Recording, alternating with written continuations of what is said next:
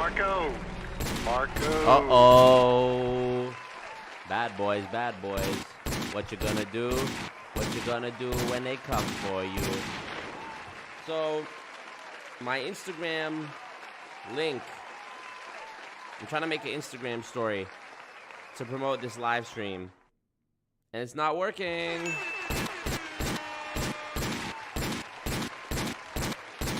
So that's good. Oh, shit. This is Marco. That's good. So that's good. And, yeah, thumbs up the stream. Oh, upload failed. Is Instagram bugging for any of you guys? It's bugging for me.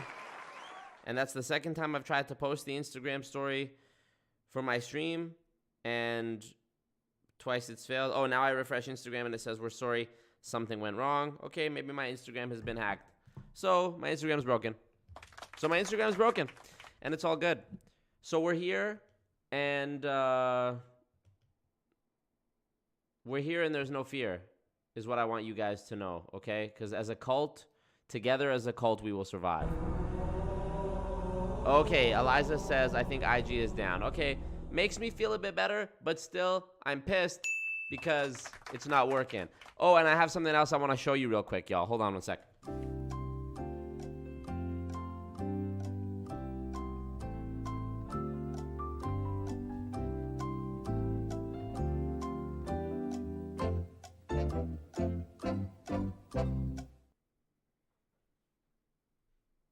Ready? Okay, here I come.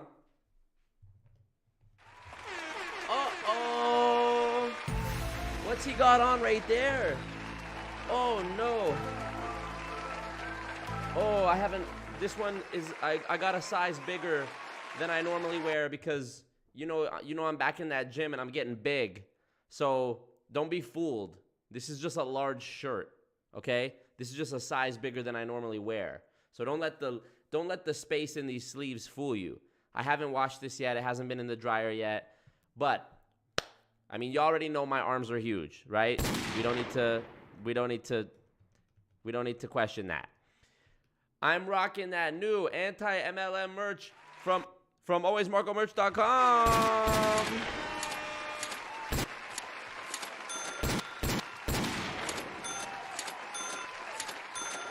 Oh shit. Oh, and what's this? He's also got the new phone case from alwaysmarcomerch.com. Oh, the anti-MLM phone case. Oh, it looks so clean. Oh, it's so minimal. Oh, it's so minimal. Oh, it's so minimalistic. That's amazing. It's so minimalistic. And I'm still wearing the backwards hat, even though I got a haircut today because my hair in the front is just not quite long enough. But I think by the time I go to this conference in 4 days, it should be good. So I didn't have to last minute emergency buzz it, which I'm grateful for because I didn't want to do that. But here's what I do want to do. There's 77 people watching and only 50 thumbs ups, only 50 likes. So we need to fix that. So let's do that. And yeah, finally these samples came in. I have been waiting for this sample and the other shirt that I got in black. This is available in multiple colors. You could get it black, you could get it in gray, you could get it in navy, you could get it in black, you could get it in gray. So many colors. And same with the phone case. I've been waiting for these samples to arrive since like a month ago when I ordered them. And the first order got messed up. And the company was like, okay, well, we can't refund it. We'll just have to send you a reorder when we get it back to us. I checked the tracking. They got it back weeks ago. So I'm like, what's the deal? They're like, oh, well, we'll reorder. I'm like, I want to have this stuff before I go to this conference. So I just made another order. So I'm probably going to get another of these gray, another one of the black, which is fine. I'll have two. But I'm going to have another iPhone 10 phone case, which I won't need. So I guess I'll just have a backup. But, you know, it's whatever. Cost of doing business, I guess. I'm excited, man. I realize this is the last stream. I know, don't be sad. This is the last stream that I'll be doing before I go to this conference because, okay, so my flight is on Saturday technically, all right? But it's on Saturday at like, you know, after midnight. It's a red eye, whatever that means. And I'm going to be flying all night basically. So it's at Saturday after midnight. And so that, which made me think that I have all day Saturday to like get ready and do stuff and pack, and then I can leave at night. I realized yesterday though, if it's Saturday midnight, that means it's actually Friday night that I fly. So I actually have to be at the airport on like late Friday. So I have one less day to prepare than I thought. Let's go. Thumbs up the king.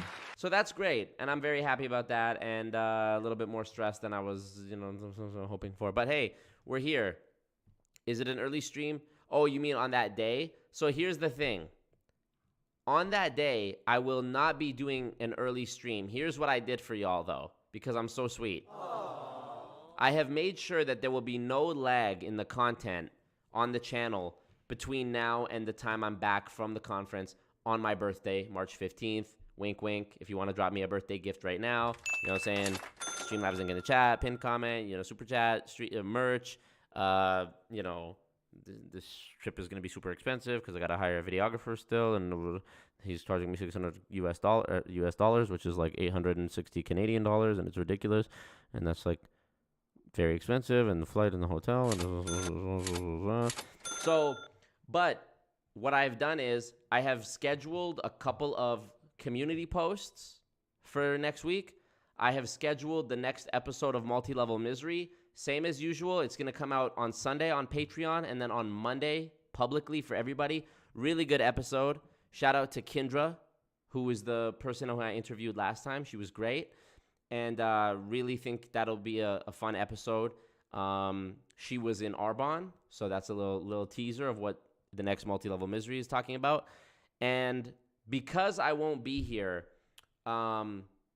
Saturday, I'll be at a hotel somewhere. The Wi-Fi, I don't have my setup. I won't have good Wi-Fi. So there will be no stream Saturday. Sunday, Monday, Tuesday, Wednesday, probably there won't be a stream as well. That's when I get back. I'll probably get home late. I'll be tired. Traveling Lunatic, thank you so much. And it's a first-time super from Traveling Lunatic. We love to see it. We love to see it. Thank you so much. Appreciate that. Yes, thank you. Yeehaw! It's bull wrangling time. Thanks, Marco. You're wrong! You're fucking wrong! Billions and billions. Thank you so much. So, Multi-Level Misery coming out. Community posts are coming out. I have some Instagram, clip stuff coming out. And then also, this is what I did for y'all. A lot of you guys have been asking me, recently on the stream, we've been talking about Scott Johnson and Peter Mingles. Marco. Yes. Marco. I've done a few streams now where we react to their show. And, I always try to do a little segment. If they have new stuff that they've said about me or new gossip sites that they're making of me or emails that they're sending to people to try to, besmirch my name, if they're doing new stuff like that, I always talk about it on the stream because I love them. And they're sweet. And we need to give them some attention because they're not getting it anywhere else. So what I did was, a lot of you guys have commented on those old streams about Scott and Peter, asking, how did this all start? What is the origin of this beef? Somebody give me the backstory. A lot of you guys don't know. You just know that there's these two old dudes who dedicate their lives to talking about me on their radio show. So what I did was, I went back through the archives, okay?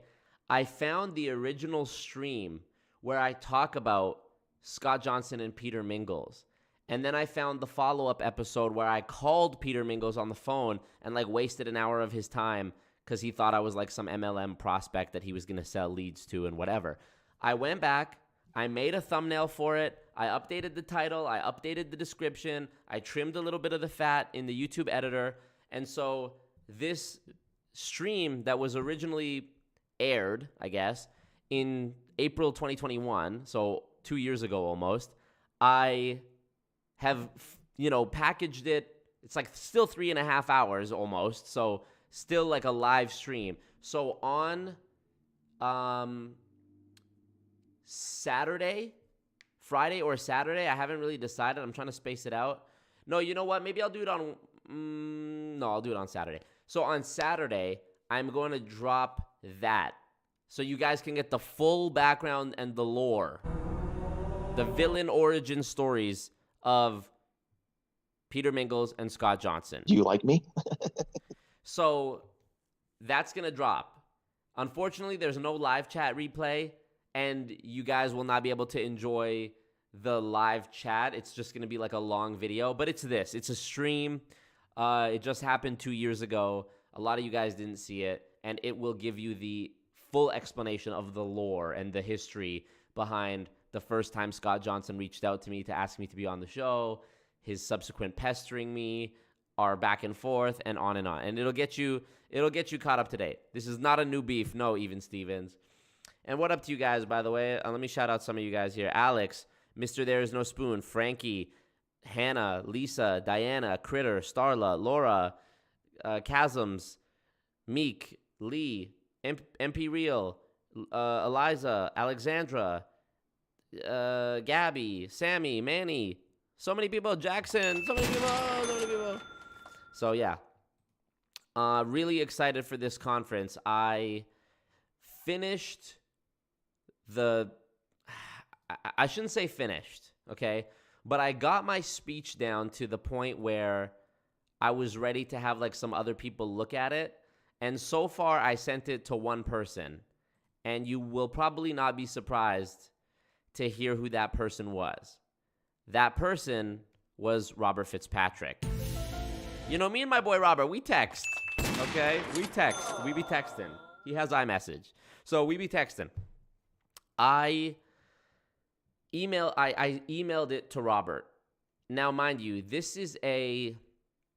I got to do some more editing because my speech, let me pull it up here and see exactly so I'm not like just blowing smoke here. Okay. My speech is just, whoop. Wow. B-Day month, Laura, HHH. thank you. Yes, it is my birthday month. Y'all, holla at your boy. Holla at your boy. It's my birthday month. What is good? Thank you so much. Marco. Here, let me hit this one, actually. Where's that? Play it again. Marco. Play it some more, Marco. Love that. Thank you. Do you like me? So, this speech is just under 4,000 words.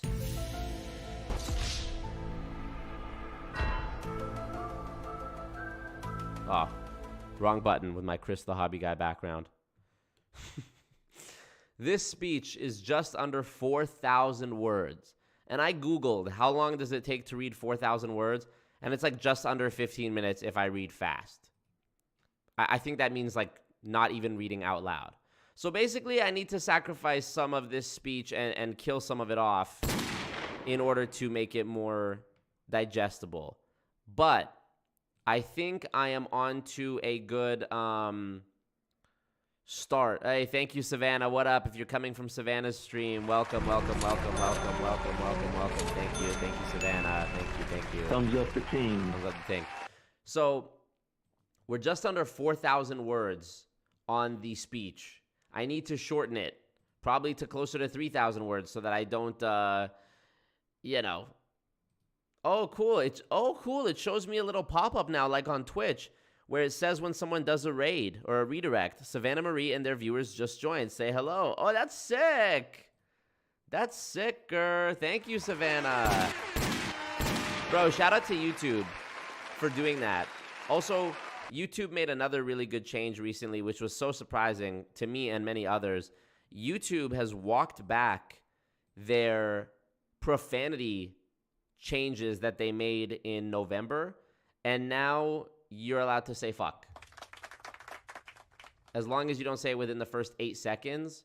Before, they had this policy where they changed it to basically every curse word was viewed as the same severity. So hell and damn were treated the same as fuck and shit, which isn't obviously senseless. So they've walked it back now and made it less strict, which is so shocking. Maybe it's because YouTube has a newer CEO, but hey, what can you do? Thank you guys for being here. Click like on the stream. Click thumbs up the ting. We love a good quality of life update from YouTube. So true, frankly. So true. So true. So I sent this I sent this speech to Robert Fitzpatrick yesterday, and he replied today, and here's what I said to him. I said to Robert, I recognize there are some structuring issues and repetitions of specific details that will need to be ironed out. I'm looking to keep only the most important / compelling arguments in the final draft. I was hoping he would respond and say, yeah, I would recommend taking this out, taking that out, doing this. All he said was,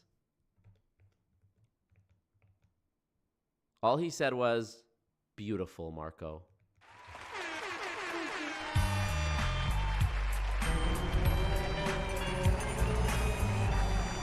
Obama. So, Robert Fitzpatrick thought my speech was beautiful. And I'd also like to pat myself on the back one more again and say shout out to me, because at the end of my interview with Robert Fitzpatrick on my channel, Robert says, quote, "This is perhaps the best interview I've ever done." Quit playing with me! Quit playing with me when it comes to this multi-level marketing. Thank you. So, I just had to give a shout out to myself right there. I didn't want anyone to feel left out. So, very exciting. The new merch, I can finally rep it on the stream and in the videos. Anti-MLM t-shirts are out. These ones are so subtle, so sleek looking, new design. Before, it was just the stop sign thing with a regular pyramid shape. But people were confused by what that meant. People were like, are you against Egypt? And I was like, no. So I made sure I added the little layers to the pyramid now so that it's more obvious what I'm talking about. A lot more subtle. It's just over here to the side. Got the phone case, the anti-MLM phone case. It's clear. I have it for an iPhone 10, but you can get it for an iPhone 14, Samsung, whatever else. So that's exciting. Merch is out. Speech is done. Conference coming up. New multi-level misery dropping. New community posts of the comments of shame. I've been posting the shameful comments that people make on my videos that are just nonsense. A couple more of those coming out during the week while I'm gone. Some vertical clips. And this stream, the old stream, the origin of the beef with Scott Johnson and Peter Mingles, Losing Fortunes Radio. That stream will be dropping on Saturday while I am flying. So, actually, I won't be flying at that time, but I will be away. So, very cool stuff. Very cool stuff. So now if I click dismiss on this notification that Savannah pulled up, okay, it just goes back to my pinned comment. Could you guys also see that thing at the top of the chat that said Savannah Marie is here with her viewers? Interesting. So interesting. Cool. That's going to piss Peter off. Awesome. Totally. Appreciate you guys. 200 people watching, but only 111 likes. What are we doing here? Is this a cult or is this just a casual thing? Me think it's a cult. Let's act like it. Gonna go make din-din and do the family things. Have a great stream, cowboy. Yeehaw, it's bull wrangling time. Thank you. And I'm so glad you called me cowboy because I was actually planning to tell you guys this, believe it or not. This is the year, mark my words, this is the year that I become the owner of a cowboy hat. I don't give a fuck what you say. I will own a cowboy hat this year, okay? I'm going to be owning a cowboy hat. And will it be a dono goal? Most likely. Do we still need to fill up this dono goal? And my birthday's coming up, and this is the last stream before I go, and now would be the best time because it would be helpful to donate ahead of time before I have to spend a bunch of money while I'm away on hotel and Duluth. Yes, I hear you. I hear you. I hear your thoughts, and the answer is yes. Can you imagine if Robert just replied unread? Ah, that would kill me. By the way, speaking of unread, you guys think this merch is good. Look at the other merch I have for y'all. Look at the other merch I released in light of last week's stream. This is an actual screenshot of Scott Johnson's email. I blurred it, and I put unread over top in the same style as the wasted font. So this is a shirt that you can get, alwaysmarcomerch.com, the Scott Johnson unread shirt. And you can also get the Losing Fortunes Radio tee. Check this out. Look at that. Losing Fortunes Radio if you want to represent the worst radio show in human history. So, very excited about that. You will see me rocking the Losing Fortunes Radio tee on stream soon enough. Very excited for that. So, yeah. What up, NPaz? What up, all you guys? Katya, Daisy, Hannah, Eve. Yes. Eve says, you look so handsome, sir. I'm proud of you. You did so good.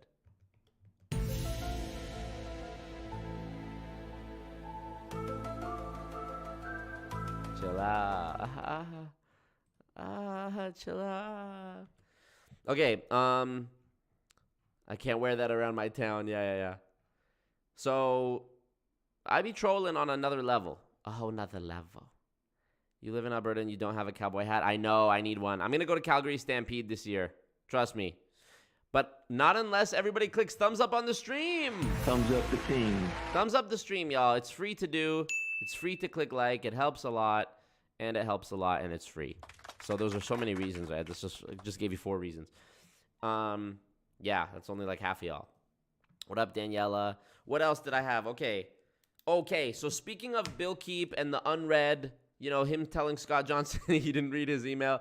Here is the... Okay. People... By the way, I want to make this note too.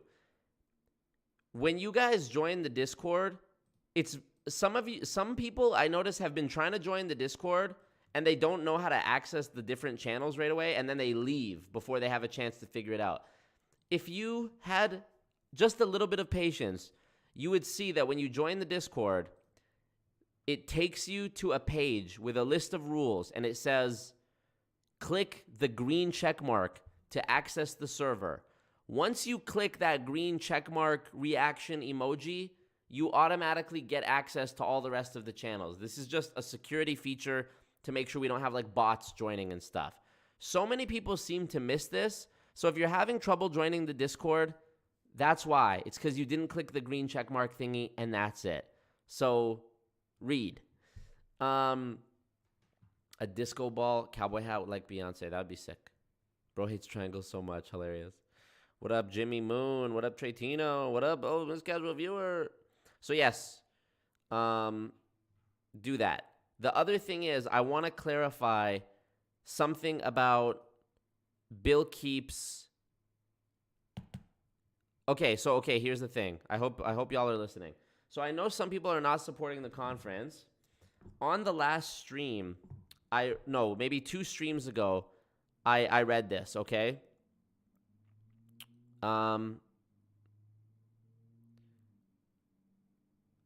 Let me just make sure I'm...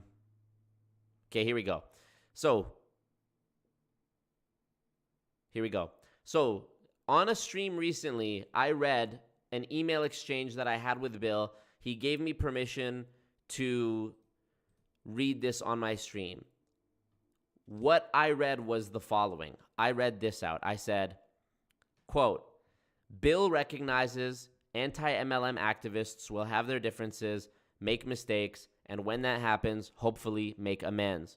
But he has a theory that industry money may be at play, encouraging strife within the community. He notes that it is just a theory, but a reasonable one.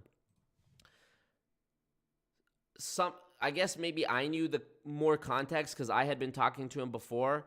But when I read this, I realized that some people on Instagram had made stories and made posts and like memes and stuff about this, implying, like they made a joke about it saying like, oh, so I must be being paid by the Direct Selling Association because I don't want to support the conference, and people were disappointed with Bill.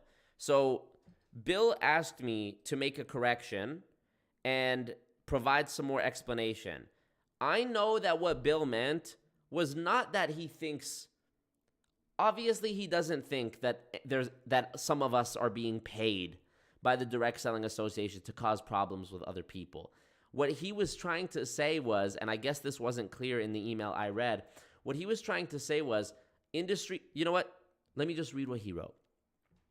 He says, when I described my theory that there is industry money at play, I specifically targeted commenters, not creators. Apparently, that is not what you expressed to your audience. Okay. Somebody had emailed Bill saying, like, you know, that they thought he was implying anti-MLM creators were being paid off. That's not what he meant. Also, sorry, I'm not even going to. So what he said was, quote, when I described my theory that there's money, industry money at play, I specifically targeted commenters, not creators. He then further says, in my earlier email, I stated, quote, it does not have to be someone pro-industry posing as someone anti-industry, though that may be occurring. It is more likely that industry-paid commenters are building up the ego of anti-MLM activist A by trashing activist B, okay? Or vice versa. So what Bill is saying is something similar to what we have seen before with like the how the Direct Selling Association mobilized like thousands of their cronies and goons to write letters to the FTC saying, don't make us have to follow the business opportunity rule. It's going to hurt our business. And there was like this mass wave of pushback. What he is saying is that there are people out there, maybe think of people like Scott Johnson, Peter Mingles, anonymous people, etc., who are making comments that create friction and just trying to cause problems, drama, stress out creators, etc. I know that there are anti-MLM creators who don't want to support the conference because of personal problems or, you know, beliefs they have about other people on the conference. I just want to make a clarification and come to Bill's defense here, because Bill doesn't have social media. He doesn't have Instagram and YouTube, and I don't want people getting the wrong impression because of something I said. He's been doing this a long time. He fights the good fight alongside all of us, okay? He's a pioneer for all of us. He was not implying that anti-MLM creators are being paid to not attend the conference or not support the conference or boycott the conference or have problems with other creators, okay? That's not what he's saying. So I just wanted to come off for that clarification. I've now done that. Unfortunately, I mean, hopefully all the people that it went through the grapevine on my stream where I said that before, who ran with it, hopefully those people are watching now so that they can hear me make the correction. And, you know, I know there was a couple people that made like posts, memes that were funny, but they were like, you know, me looking for the I don't remember who made this, me looking for the money that the DSA is supposedly paying me to not go to the conference. I was like, okay, I get it, but this is a misunderstanding. It was funny, but this is a misunderstanding. So I've been asked to clarify. I've now clarified, and hopefully we're cool. So that's good. So I've made the correction. Okay? And my pen is out of ink. No, it was actually just teasing me for a second. So I've made the correction about Bill. I've talked about the new merch. I've talked about my speech. I have said that you guys are going to get a new stream, which is technically an old stream on Saturday when I'm not streaming. I mean, dude, that's pretty fair. I'm not going to be here to stream, so I'm still dropping a 3.5-hour old stream that most of you haven't seen anyways. Hello. On Saturday. And then, yeah. So that's good.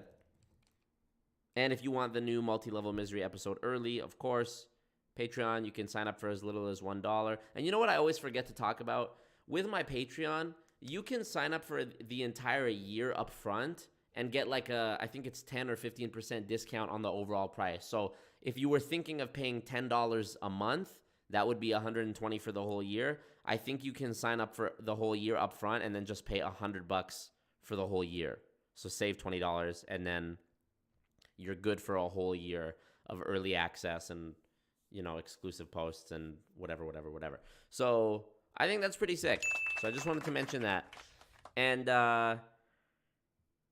yeah, really excited, man. Gonna do this interview with Doug Brooks. That's gonna be sick. Gonna be doing this conference.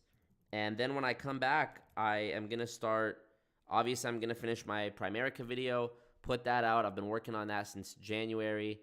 I hoped it would have been out by now, but it's just been busy with trying to stay consistent with the Multi-Level Misery series and the live streams and preparing for the conference. That was a lot of work.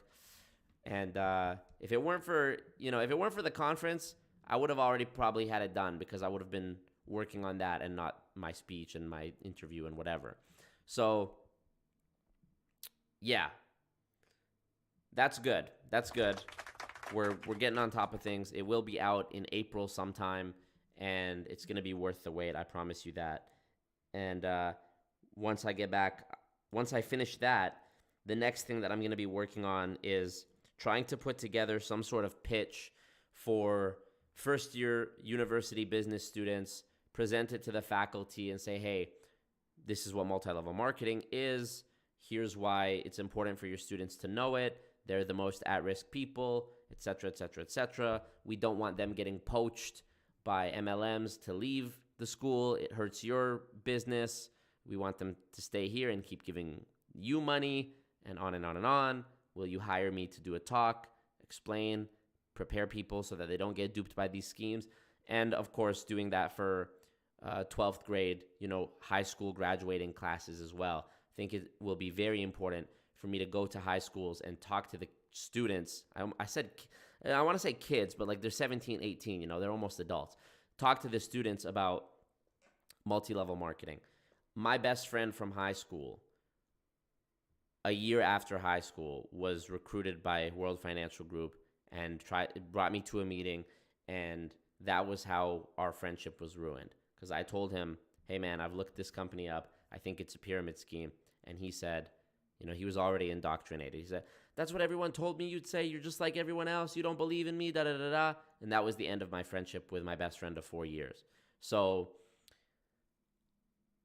I want to,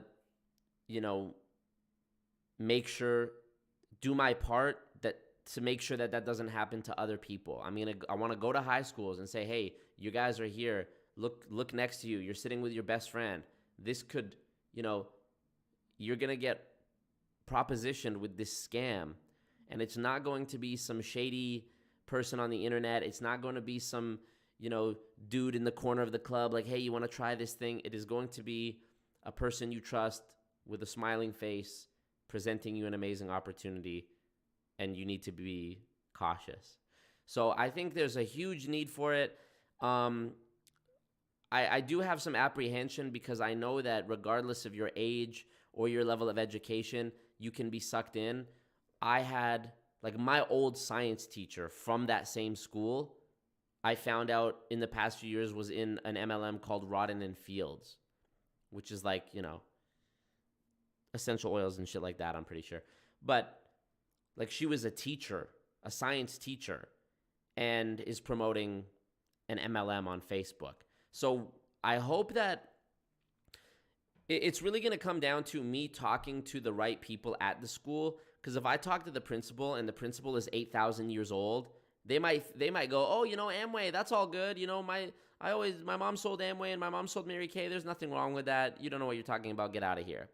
So as long as the person who I speak to sees the value in what I'm trying to do and sees why it's important, it'll be okay. But again, if they are somebody who has drank the Kool-Aid, then it'll pose an obstacle. But my plan of attack is to go back to the high school I graduated from, offer to do it for free so they can see what it's about, and then hopefully I can get the principal to write me a letter of recommendation to other schools or to the superintendent. I have connections locally, at least, where I can begin to do this public speaking for schools. And I really think that's the next step in my advocacy journey. So that's what I'm working on. And obviously this conference will be a big help regarding that goal, because you know, if part of my pitch is, you know, I was just in such and such city speaking to members of the Federal Trade Commission, and, you know, here's my YouTube channel with 60,000 subscribers. We're almost at 60K, by the way. You know, it will be without question that I know what I'm talking about. So I'm excited to, you know, try that. Spec says Marco would take that DSA bag quick. I mean, look, hey, Direct Selling Association, I'm either going to be a problem for you or I'm not going to be a problem for you. You slide me that bag, and all you're going to hear from me is this. You don't slide me that bag, and all you're going to hear is this. Shut up, bitch! And a little bit of this. So you make the choice. Okay, let's see what else. Thank you. Okay.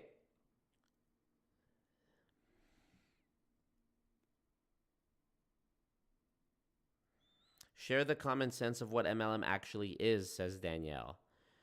Somebody asked me today, I was doing a Zoom call with a gentleman today, and he said, what is your definition of a pyramid scheme? And I said, the simplest way I can put it is it's a Ponzi scheme with extra steps. That's my personal, I think that might be my favorite way to describe it. It's a Ponzi scheme with extra steps. And I went into explaining how the mechanics of a Ponzi scheme work and why a MLM is even more of a scam than a Ponzi scheme, etc., etc. Julie says it would be so awesome if you could play Obama when making your speech at the conference, followed by the air horns and sound effects. Yeah, can you imagine? I'm standing there in front of the FTC. The MLM industry is a scam. We need to do something. Marco. Let's go. And I just incorporate it into my speech. That'd be amazing. Anna Marie says, as a high school math teacher, I just asked the economics teacher if MLM is ever included in the course. And he said no. So what I'm talking about is not necessarily making it part of the curriculum, just as being a guest speaker. I don't think it needs to be in the curriculum. I think if these kids had a 1-hour presentation or even a 30-minute presentation that would help them to be more cautious, they would be set for life, you know, or at least it would greatly reduce the amount of people getting scammed because they would remember, oh yeah, last year that guy came and talked to us at our school about this scam.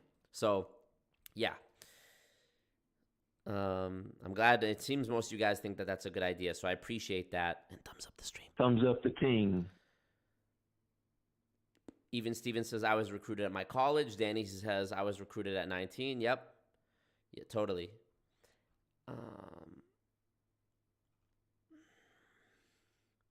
Happy Obama, so true.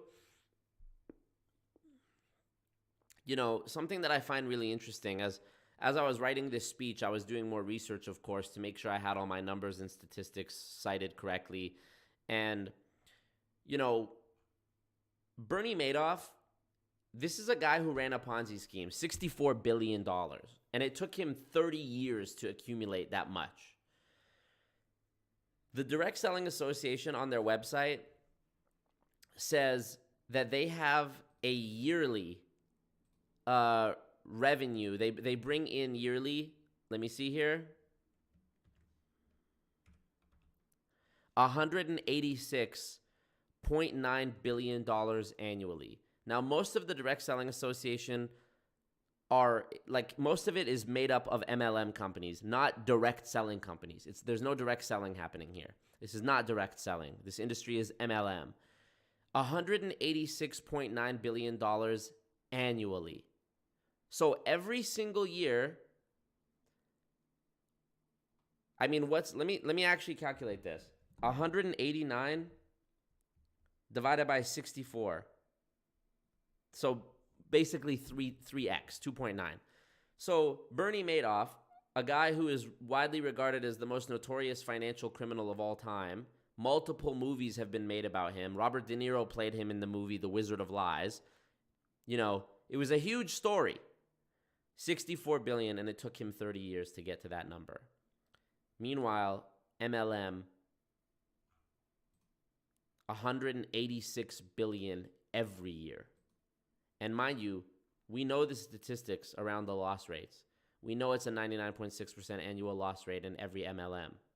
So that means that 186.9 billion, I can infer that most of that money is just the losses of people who have been burned. It's blood money. That's victim money. So we think about Bernie Madoff. Another thing with Bernie Madoff is Bernie Madoff was such a high-profile, exclusive investor. Not anyone could invest with Bernie Madoff. In order to invest with Bernie Madoff, someone had to refer you to someone who knew somebody who knew him. And you had to put up, like in The Wizard of Lies, there's a scene where he tells a guy, sorry, I can't help you. And the guy says, I'm going to give you 100 mil. He's like, nah, it's not enough. And he eventually gets him to invest 400 mil before he would even consider taking his money. Bernie Madoff, like Steven Spielberg was invested with Bernie Madoff. Kevin Bacon was invested with Bernie Madoff. Some Bernie Madoff's clients were some of the most wealthy people in the world already. Yes, a lot of them did lose everything. Yes, some people did commit suicide. But for the most part, Bernie's victims were rich people who became less rich, but were still rich.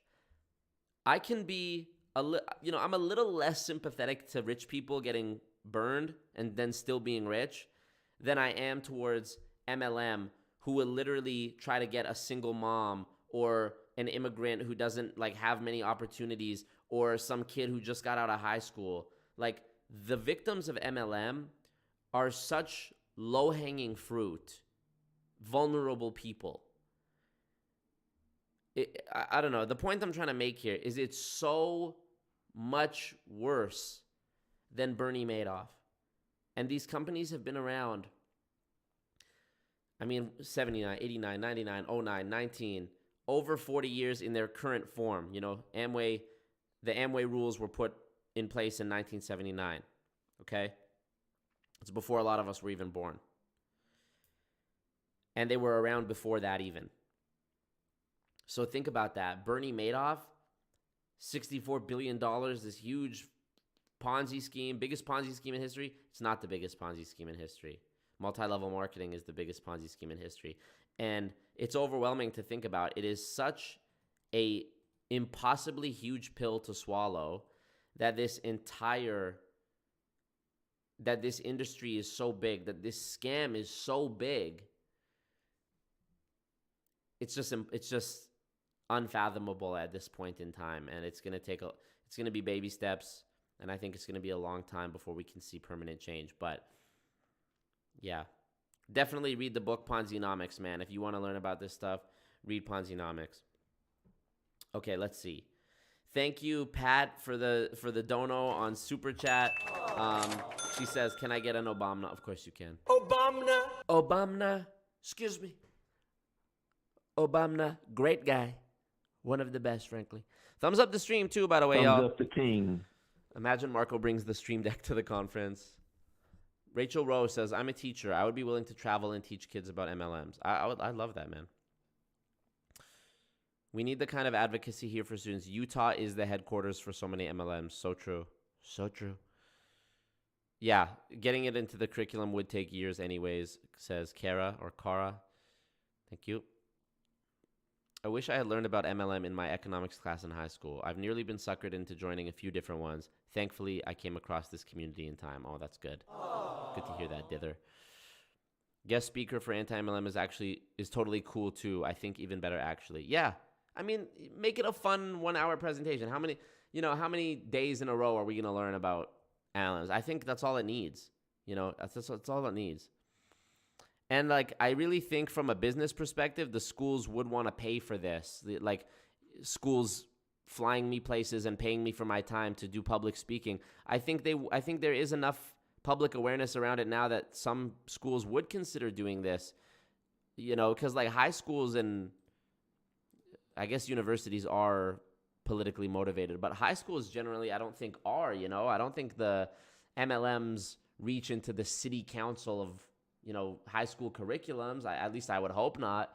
But even still, I think if I was to explain tangibly to the principals, look, or to the deans of the schools or whoever's in charge, look, your students are being poached away from business business education to go pursue fake business, and you're losing money because of it. Pay me X amount, and I'll come in and, you know, educate against it. So it's good. Everybody wins. The students become more knowledgeable so they don't get scammed, and they save millions in consumer dollars every year. That's a win. I get paid, compensated for my time and for doing a good deed. That's amazing.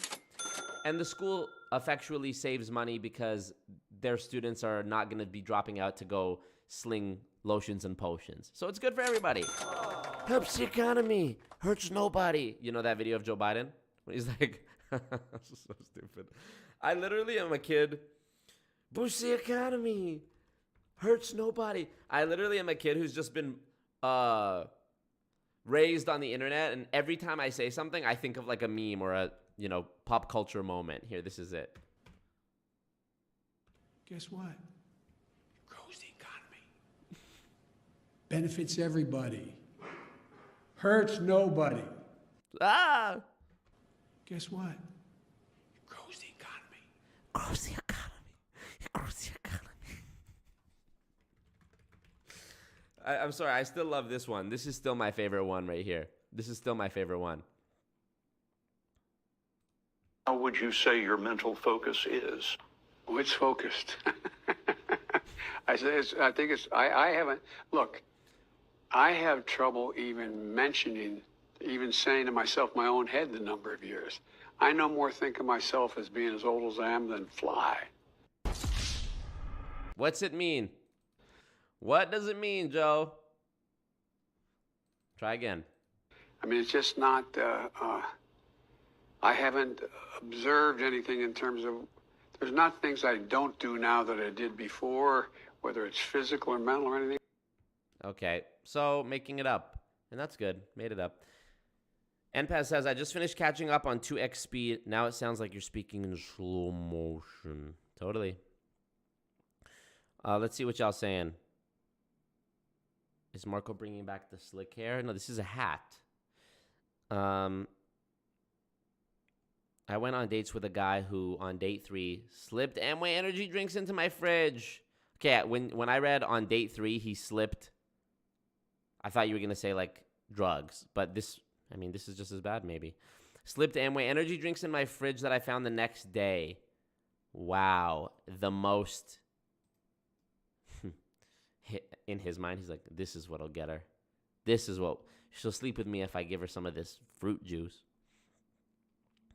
You know. I'm reading your guys' comments. Some of the biggest MLMs that are headquartered in Utah. New Skin, Young Living, USANA, doTERRA, Unique. Wow. Modere, Q Sciences, Paparazzi Accessories. Insane. If we start educating North America about MLM, the industry will focus even more on third world countries. Well... Look, man, if we're hurting them, we're hurting them. A win is a win. Marco, don't even necessarily need to go to schools. There are boys and girls clubs and after-school programs that are more approachable. So true. So true, frankly. Yep, that's a great idea. Listen, help me brainstorm here. What are all the institutions, aside from schools, obviously I'll still write schools down, aside from schools that might be interested in something like a course or a presentation on MLM. Somebody said boys and girls clubs. Boys and girls clubs. Okay. It would be best to get the info into the high school as it is. Millions and millions and millions of dollars saved. I'm not in Utah, but I talk about this little in my classes. I'm always worried a parent would get pissed since there's several that I know are involved. Yeah, well... That's the tough thing, isn't it, as a teacher? I'm not a teacher. I can tell them to go fuck themselves if a parent has a problem with me or if a teacher has a problem with me, you know. Show me your $1 million paycheck from Monet, Mrs. Teacher. You need to start with every day these kids get lured into a scam. Ah. A concern for school might be, says Gabby, for students whose parents are in MLMs calling up the principal like, why is my kid telling me he learned that my job's a scam at school today? So what? Fuck them.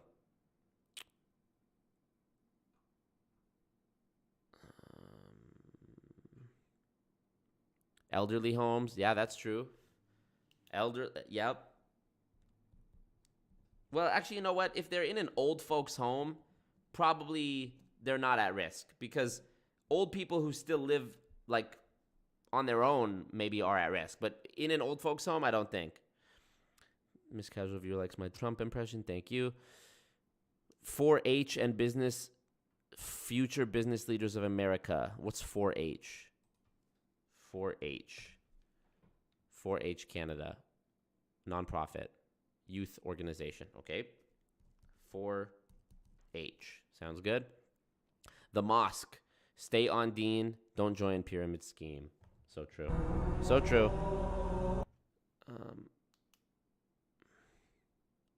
Can you show us the Obama from Trump? Oh, that's a good question too. A lot of you guys haven't seen the actual clip where he says Obama. Wow. Retirement communities could be. I'm refreshing to see how many of y'all have clicked like. 200 people watching and only 179 thumbs up. All right. Let me show you guys the Obama. And then one of the other things I want to do on this stream, there's an Eric Worre video I have where he explains how what he does is not multi-level marketing. How what we do, the industry, is not multi-level marketing.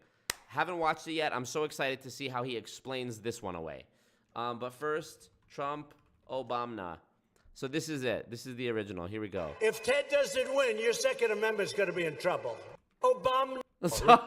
Right at the moment. Okay, here, watch. Remember that. O'Rourke voted against the border wall. Oh, that's a good thing to him. He voted against Kate's law, and he voted for Obama amnesty. Amnesty. Obama amnesty. O'Rourke even See, he corrected it. He corrected it. Obama amnesty. But it was Obama amnesty. Remember when he said little pimp? When he said little pimp instead of little pump? Speaking of sound, music, and other things, one of the big superstars of the world, Little Pimp. Ah! Do you know who he is? Do you know who he is? Great guy. One of the biggest. There he is. There he is. How's it going? Do you want to come up and say something? Hello, everybody. How you guys feeling? Everything. MAGA 2020. Don't forget that. Don't forget that. And do not vote for Sleepy Joe at all. So true. So true. So yeah, bro, Trump's the GOAT. What can I say? Trump is the GOAT. Andrew Schultz has a great comedy bit about why Trump is better than Biden. And he says, Trump moved merch.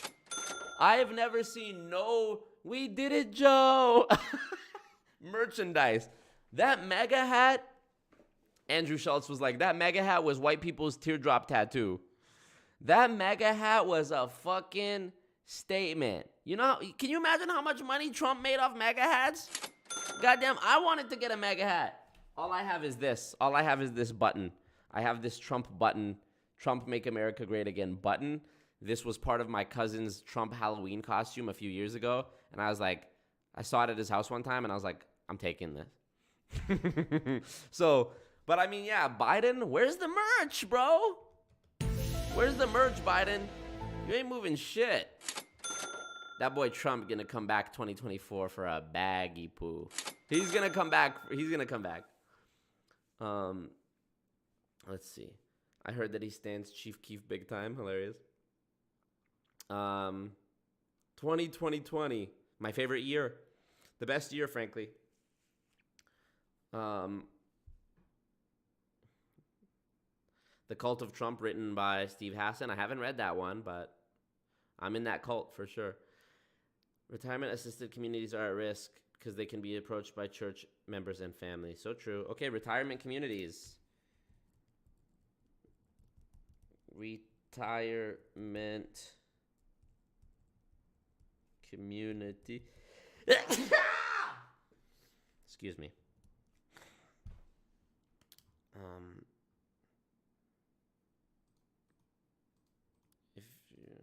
Career centers, yep. Career centers, so true. Or public places in general. I start like loitering and like harassing people in Target the way an MLM person would, but like for anti-MLM, you know? Yeah. Trump is sick with it. By the way, I think you can still register for the MLM conference. The link is in my description here. If you want to. And if you want to support me, bro, we're so close to filling up this donor goal right here. I feel like, I know we can do it, bro. I know we can do it. I don't want to say we got to do it tonight. I don't want to say we have to do it tonight, but it would be sick if we did. This is the last stream before I leave. So if we could do that, it would help me a lot. You know, appreciate you. Have a $5 to wipe the sneeze away. BB bless. Oh, thank you so much. Thank you, Eve. Eve Blondo. Eve Blondo. A fake name, but a good name. Okay, let's check out this Eric Worre video. This is called... It's called We Are Not Direct Selling and We Are Not MLM. And this was posted 6 years ago. Actually, almost 7 years ago. December 2016. Now, mind you, it is possible that they changed the title of it. But I think this is interesting how even 7 years ago, Eric Worre was priming people to not answer questions about whether or not they are MLMs. And it's very telling, you know, like it used to be you would say to someone, oh, this is a pyramid scheme. They would say, well, no, we're not a pyramid scheme. We're a legitimate multi-level marketing company. Now you tell somebody, like it's become common knowledge enough about what MLMs are that now they'll say, we're not MLM. We're insert one of the following: network marketing, direct sales, referral marketing, affiliate marketing, peer-to-peer marketing, social selling, and the list goes on. It's deception. And as a matter of fact, you know what would be a good clip for me to play? A lot of you haven't seen this because the video is actually shadow banned in Canada. It's not even just saying that. It's hidden in Canada. It's banned in Canada, this YouTube video. You can't watch it. It's called Infiltrating a Pyramid Scheme, WFG Part 3. This is my video, okay? And it is banned in Canada, unfortunately, because of a complaint that was made by one of the people in the video. And what can you do? But there's a section in it where Ed Mylett talks about the idea, basically deceiving people's questions, dodging people's questions. And here, I'm going to pull up this section and you're going to see. Okay, here we go. First, let's watch the Eric Worre video. Appreciate you, Walla Busy. Appreciate you, Eve.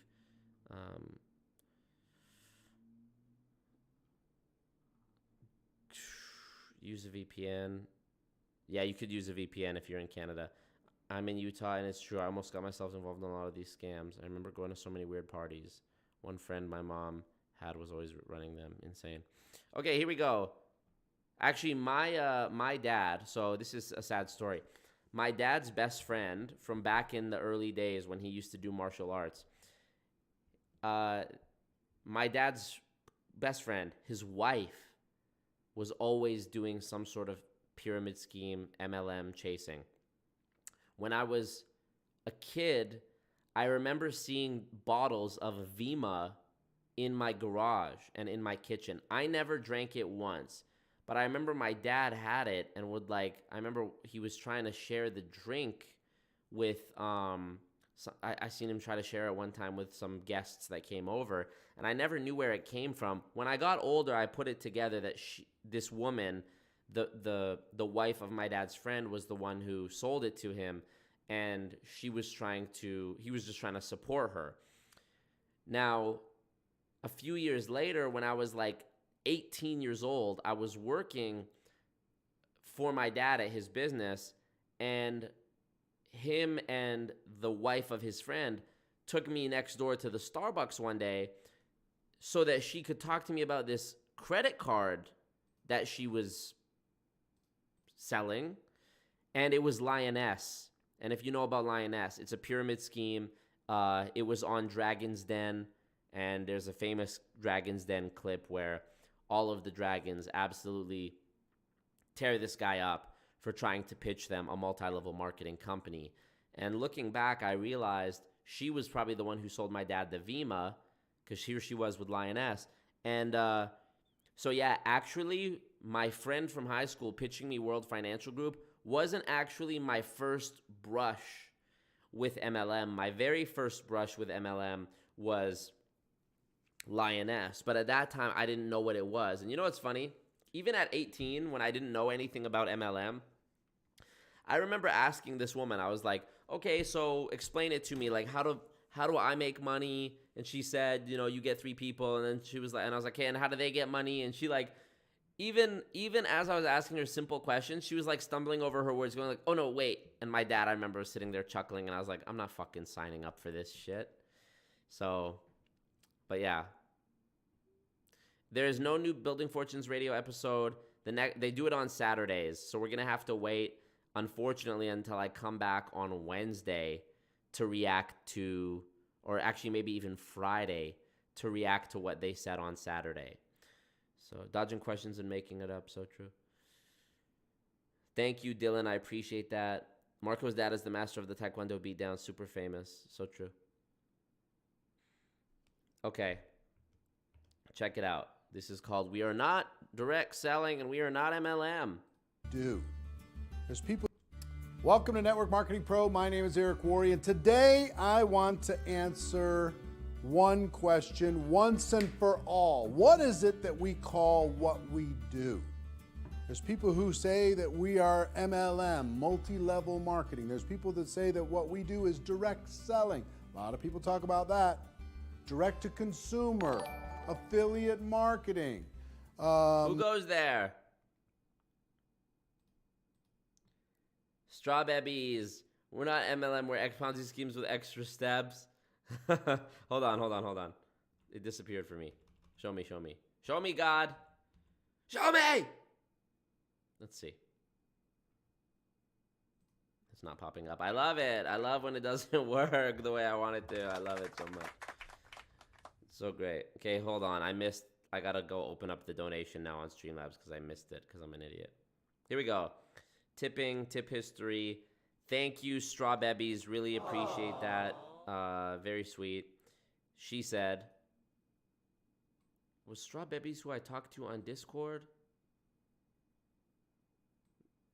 I think so. Hold on, let me go over to my Discord. I feel like I spoke to somebody named Strawberries. Yes, I did. Oh, thank you, Strawberries. I appreciate that. Okay, I wanted to make sure I got the name right. Okay, good. Good things. Good. And welcome to you guys joining the Discord as well. Strawberry said, we're not MLM, we're Ponzi schemes with extra steps. Good luck at the conference, Marco. You're doing amazing things. Thank you so much, Strawberries. Thank you. Thank you so much. Oh, and another one from Bro, this guy, Kabandi Man. Wagwan. Glad fi see you a do good, am I, Bretta? Glad fi see ya do good, me brother. Yo, Kabandi Man, bro, I have emailed you. What is going on? If everyone gave Marco $3, he'd have $4 billion in a cowboy hat. Exactly! What do people not get about it? It's so simple. How many people are watching this shit right now? Over 200. If 200 people each dropped... I'm calculating in my mind right now. If 200 people each dropped $3, hello. Kabandi Man, bro, where have you been? I have literally emailed you, like, using the information that Streamlabs gave me to try to, like, talk to you and thank you personally, because Kabandi Man, you are, I believe, one of the, like, top tippers to me of all time. Let me see. Yeah, I mean, hold on. I'm trying to find it. I think you donated under another name. But Kabandi Man, you are a legend. Yeah, okay, so it's not showing me. You're a legend, Kabandi Man. And I don't know where you've been or what. Like, literally, I think about Kabandi Man, that name, and I'm like, where is that guy? He pops up from time to time, then he disappears. Like, I hope he's okay. So thank you, Kabandi Man. Really appreciate you. Misha, thank you. That's so crazy. I haven't seen that name Kabandi Man in so long. Thank you, Straw Babies. Thank you, Johnny. Wow, Johnny, that's amazing. Johnny with the big bag, too. 27.63. I think that's probably 20 US, and then it converted to Canadian. So, wow. Really appreciate it, guys. Let's get it out the way. Let's get the bags out the way, and then we can continue on with the stream. What do you say? Let's just get it out the way now. Just go ahead. I'll give you a minute. Spider Legs, Eric Worre. Yep, so true. Lioness rebranded. Wow.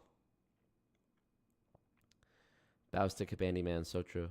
You just came to my mind out of nowhere. Wow, Kabandi Man, I'm honored, but also a bit insulted that I came to your mind out of nowhere. Out of nowhere? So you don't think about me the way I think about you? And you're a mod? Okay. Okay. Maybe I saw a triangle or something. Wow. Okay. Well, that hurts, but it also feels good. $20 USD is truly $1,000 Canadian. Yeah, actually, you know what? If everybody that was in here donated $2, I would actually have $4 billion. So Johnny was right and I was wrong. Johnny's estimate when she said if everyone gave Marco $3, he'd have $4 billion and a cowboy hat. It's so true. And look, here we go. Read it. What if MLMs change their pay structure so that PPL make a little money like 10 to 30% instead of 99% failure rate? Would they convert some people and mess up our fight? Your thoughts? Mr. There Is No Spoon, we love to see it. Thank you, Mr. There Is No Spoon. Using Streamlabs as well, not using Super Chat, which we love to see. Traveling Lunatic. And Kabandi Man's become a member. Oh, Executive Team Leader. Is that the highest rank? I'm not sure. Don't know his own ranks. All good. He doesn't know his own ranks. Oh, no, it's the lowest rank. Somebody sign up to that Chairman Elite rank. Okay. It is impossible, Traveling Lunatic. There is... What? No way. No way. Do you guys realize what just happened? Kabandi Man just gifted 50 people memberships. What the fuck? Oh my God. I have never seen a gifting that big in my life. It's so big. That's insane, Kabandi Man. Wow, thank you. Wow. Wow. Look at that. Dude. That's a $250 purchase that Kabandi Man literally just made on my chat. Look at all the gifts. It's like when someone gifts subs on Twitch. Wow. Wow. Kabandi Man is the fucking GOAT. Wow. Wow. Wow. Wow. I actually cannot believe that. Kabandi Man, wow. Thank you. It's random the way it gifts it out, but wow, you guys. 50 people. 50 people. Kabandi Man, you really shouldn't have. That's incredible. Thank you so much. Wow. Wow. Literally $250 purchase right there by Kabandi Man. Oh my God, that means so much. Bro, you're an absolute... the throat goat. That's insane. I'm so sorry, but that's insane, you guys. That deserves an Obama. It deserves this. Billions and billions. It deserves... You're broke! You're fucking poor! It deserves... Marco! It deserves... Yeehaw! It's bull wrangling time. It deserves a... Do you like me? It deserves a... It deserves a... Thanks, Marco. It deserves a... I'm not a loser. Wow. Thank you so much, Kabandi Man. That's very, very dope of you, man. You joined and you gifted 50 memberships. Wow, man. Well, thanks to Kabandi Man, a whole bunch of you guys are now getting early access to the new Multi-Level Misery episodes for the next month. So, and that's if you don't resubscribe. So, pretty cool stuff. And I'm going to try to post some stuff on there as well to keep y'all enticed to resubscribe to it, because that's really, wow. Kabandi Man, thank you. Basically, you guys just got a free trial of the Patreon is what he just gave you. He just gave you a free trial of the Patreon. So, wow. So cool. So cool. Thank you, man. Sorry to go on about this, you guys, but wow. You get emojis. Yeah, you guys all get custom emojis in the chat, the special ones. A bunch of you guys just unlocked those. Early access to the new videos. Wow, man, wow. Wow. Kabandi Man, I got to do a FaceTime with you or something, bro. You've been a supporter for so long, and I swear you just be ghosting me. Thank you, Kabandi Man. You are the GOAT. Posting the Drake emoji. You are Drake. You are Drake. Okay, so, sorry, David Waiter dropped 10. Thank you, David Waiter. Appreciate you. Appreciate you so much. Kara Porton, thank you so much. Thank you, guys. Wow. So blessed. So humbled. I'm in QAnon, and the Q is for Kabandi Man. So, but I want to answer this question here. Somebody asked, what was their name? Traveling Lunatic. What if MLMs change their pay structure so that people make a little money, like 10 to 30% instead of 99% failure rate? Would they convert some people and mess up our fight? It is impossible based on how MLM is structured. It is actually impossible. In order for the top people in MLM to make money, the rest of the people have to lose money. It's by design. To get a better understanding of this, I have a video on my channel called Why Making Money in an MLM is Impossible. In that video, I explain why it is a necessity that people have to lose money. So go watch that video and it'll explain it a bit better. And thank you for the dono as well. Wow, thank you, Kara or Kara. And another person just donated using Streamlabs. Why do I promote the Streamlabs? Because YouTube takes 30% of the super chat revenue. So if you donated $100, YouTube takes 30 and I only get 70. So I don't know, it's just not really fair in my opinion. But, you know, thank you to this person. It didn't give me a user ID, but they dropped $5 twice instead of for the cause. Yeah, absolutely. Thank you. For the cult. Thank you so much. Wow, I'm getting bricked over here, y'all. Kabandi Man is Batman. So true. So true. Let me go to the old cam for a sec. Old cam. Hide the Crystal Hobby Guy thing. Bring up the old camera. Here we go. Activate. There we go. There we go. Y'all see Kabandi Man over my shoulder right there? That's Kabandi Man right there. Shout out to Kabandi Man. Kabanzi Man, yup. Wow. Obama. I'll give you an Obama. Obama. So true. How do you know if you got one? You see all the people in the chat with like a green username and star next to their name, or the people using those custom emojis. Those are, that's how you know. That's how you know. Thank you, Kabandi Man. Did you just call Ahmad a throat goat? Absolutely, I did. He just purchased 50 memberships. Of course he's the throat goat. The fuck? Yeah, wow. Thank you, dude. That's amazing. That's literally amazing. That's... Gifting memberships is so sweet because it's like you're really building the cult and like keeping people invested in the channel. So I really appreciate that, dude. Ewan was gifted a membership. Was he? Does that mean he's been watching and not participating? Let me scroll back and see who got one. Did Ewan C1 get one? E1. Oh, he did. Shout out to E1 C1, man. Hey, tell me, do you guys get like an email or some sort of notification when you get gifted a membership? I wonder. I don't know. And Paz, wow. Happy Bolumbak. Happy Bolumbak to you, bro. Marco. Yes. This is a nice little birthday gift. You guys, my birthday is in 1 week on March 15th, and I will be spending the entirety of my birthday on a plane flying back home. So I miss E1 as well, Silicon Valley. So this really means a lot. I appreciate this, guys. Kabandi Man, 50 memberships. I'm sorry. I can't really comprehend that. That's amazing. Thank you so much. Lily K, my evening has been made with the gift of Marco from a very kind Let's person. go, Marco, and thumbs up this Wow, ting. Brittany! I like how this stream is going, y'all.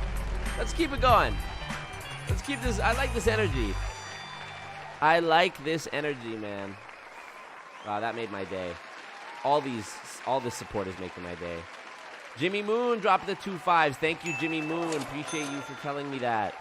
Three YouTube notifications? Uh-oh. Your video is suitable for all advertisers. Woo! Love to see it. More bag coming. Oh, it's on a short anyways. Starla Marie. Felt the cult spirit and decided to donate again. Tongue out, tongue out. Guys. Oh my God, you guys. Thank you, man. Thank you, guys. This is fucked. You get an email, wow. Wow, Reed. Best of travels and hope the interview talk goes well. Wow, thank you. Wow. Let's go. Marco. Do you like me? You're wrong. You're fucking poor. Marco. Play it some more, Marco. I gotta get the bag. Jose. Wagwan. Wagwan to you, bro. Where's my Wagwan? You have a hard time finding the place? Wrong one. Where's my Wagwan? Wagwan. Thank you. Wow. You guys. Ugh. Scroll back in the chat if you missed that, bro. Kabandi Man. I mean, you can see it up on top of the chat. Kabandi Man, 50 memberships. Haram. Wow, you guys are so sweet. Thank you guys for supporting me and supporting this movement. This is really amazing. It's really amazing. The community. The camaraderie. Really. Just to show you how stupid you really are, back to you, Scott. Ha ha ha ha ha. Yes, and Paz, yeah. Spirit in the room commanded me to give to the leader. What you are about to witness is real. What the participants fuck, are not guys? actors. They are actual litigants with a my case God. pending in civil court. And Coach Riley Both parties too. have agreed. Wow, you got Coach Riley. I DM'd you on Discord to try to set up a time to do our multi-level misery episode, and I never heard back from you. But thank you for that, Coach Riley. Wow. Alejandra. Contributing oh my 2 God, cents we to cracked leading it, you guys. We cracked the dono goal. Oh my God. Oh, my cheeks hurt from smiling. The memberships are random. Yeah. Marco, tuck it all into your G-string. Totally. Bag time. Oh my God. Happy birthday. You guys, I am actually going to cry if you keep doing this. Brent DeBoer with the $9.99. Misha with the $6.99. Wow, the bag train. Oh my God, you guys. You guys. Oh my God. Oh my God. Oh my God, you guys. You guys. Alejandra, Neen's girl. NPAZ again. NPAZ referring to Peter Mingles saying, Marco, I'm just going to show you how stupid you really are. He said something like, if you want to harass people, that's just how stupid you are, or something like that. Johnny again. Wow, Johnny with the 2763 again. Oh my God, you guys, we filled up the dono goal. Wow. Wow. I can't believe this. I can't believe you've done this. Nick. Can't wait for the conference. Let's keep this dono going. Oh my God, you guys. What the fuck is happening? It's not my birthday yet, you guys. Guys, don't you want to watch this Eric Worre video? Oh my God. Oh my God. My God, my God, my God. Yes, I've heard of eXp Realty. Yes. Running rampant in central Alberta. Yes, I've heard of that. Brand DeBoer said, purchase a super chat. Didn't even know how to send a message. Let's go. Thank you. Wow.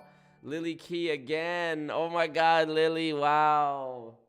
Wow. And another one from Coach Riley. Oh.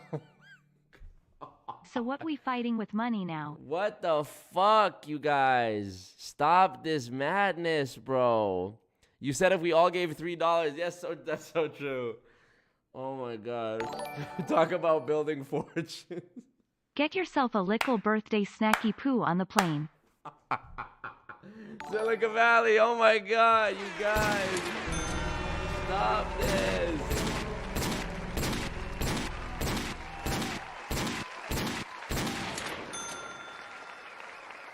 This is a family. Wow, Lynette.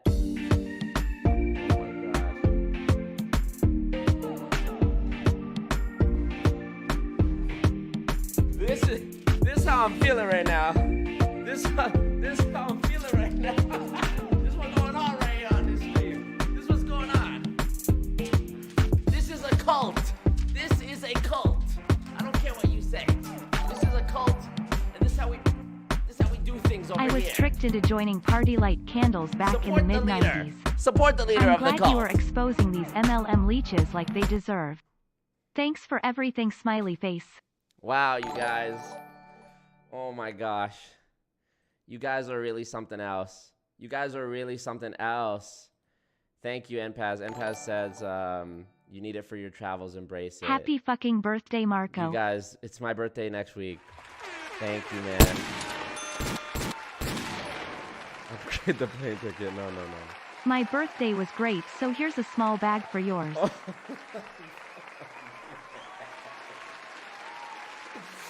Oh my God, you guys, fucking stop this, man. Drop some more then! If that's how we really feeling.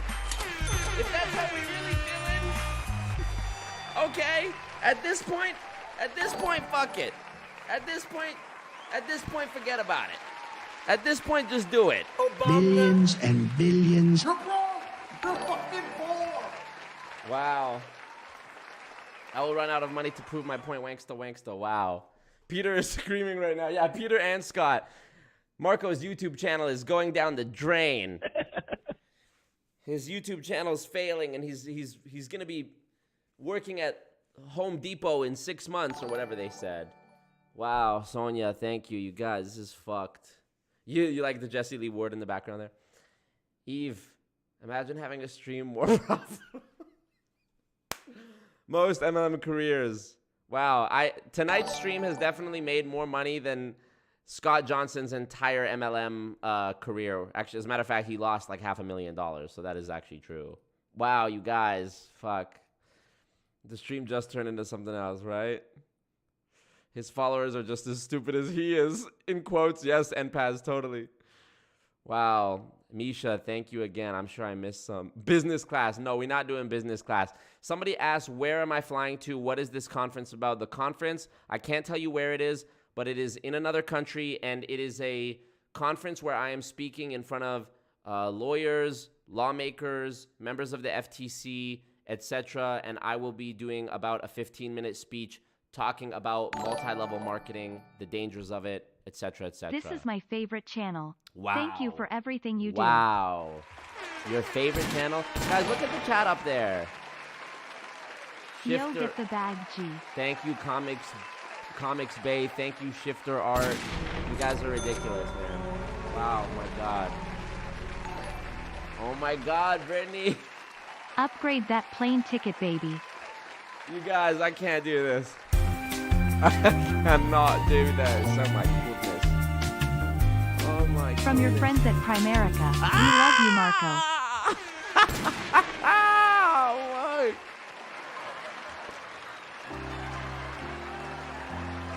wow. Am I on Who Wants to Be a Millionaire right now? Money mouth face money mouth face money mouth face money mouth face money mouth face money mouth face money mouth face money mouth face money mouth face. Exactly. Holy shit. Oh my God. It's ball wrangling time. You goddamn motherfucking right about that. Yeehaw, it's bull wrangling time. Wow, man. Oh my God. Your friends at Primerica is so hilarious. You guys like that I just had this fake stack of money ready? I have these fake $100 bills ready. I haven't thrown them on stream in a long time because the bags have not dropped like this in a long time. But wow, you guys are amazing supporting this. Like, yes, it's true. My birthday is coming up. I'm gonna be 27, and this past year had its difficulties, man. I can't say who, but I had a legal situation. I was sued, and that was the first time I'd experienced anything like that, and it was really stressful, and it put me off of making this content for the entire past year. But I realized there's a huge need for this, and so I just have decided to adjust my plan of attack so that hopefully that doesn't happen again, and if it does, I'm more prepared to deal with it. And come on, Coach Riley. And yeah, I just really appreciate that, man. Jumping on this gravy train, man. Wow. WFAB moment. Wow. Work from anywhere, boss babe. Yeah. It's the way this is happening in a stream with this many viewers as well. Round that up to 700 or my OCD will act up. Oh my God, no. Bruck it down. Oh my goodness, you guys. Oh my God. Obama all day. I can't believe this. Brickatonomo Bay for real. Wow. Ball wrangling time is what my surgeon's gonna say when he sees me in Bangkok. Oop. Oh my gosh. And you know what? The bags were... Oh, come on. Another one. God did. My God. The bags were light for like the first 30, 45 minutes. I didn't even think we was going to get any bags. And now look at this. Thank you, Kabandi Man, for starting this off. Kabandi Man with those 50 memberships really just went crazy, dude. Wow, y'all got it to 700. I cannot believe this. To be fair, it did take like several streams to get it to 500. So I don't know what the fuck's happened now. Misha says, all right, I'm going to need a you're broke. You're broke! You're fucking poor! I even gave you the you're fucking poor after. Wow. I need a money gun to go with the fake money. Dude, once I have a cowboy hat and a money gun, these streams are going to go to a whole nother level. Because I already be doing my, face money mouth, yeah. I already be doing my, like, MLM cowboy sort of impression character on here where I'm like, you got to realize your mindset is important. Wow. So with the cowboy hat, it'll be even crazier. Wow, 10 memberships from Traveling Lunatic. Dude, you realize that's like a $50 purchase right there. You realize that, right? 10 memberships? Wow, you guys. So 60 people have been given memberships tonight. I can't believe this. Dude, at this point, every viewer is going to have a fucking membership. How many people are watching? 200 people? How many?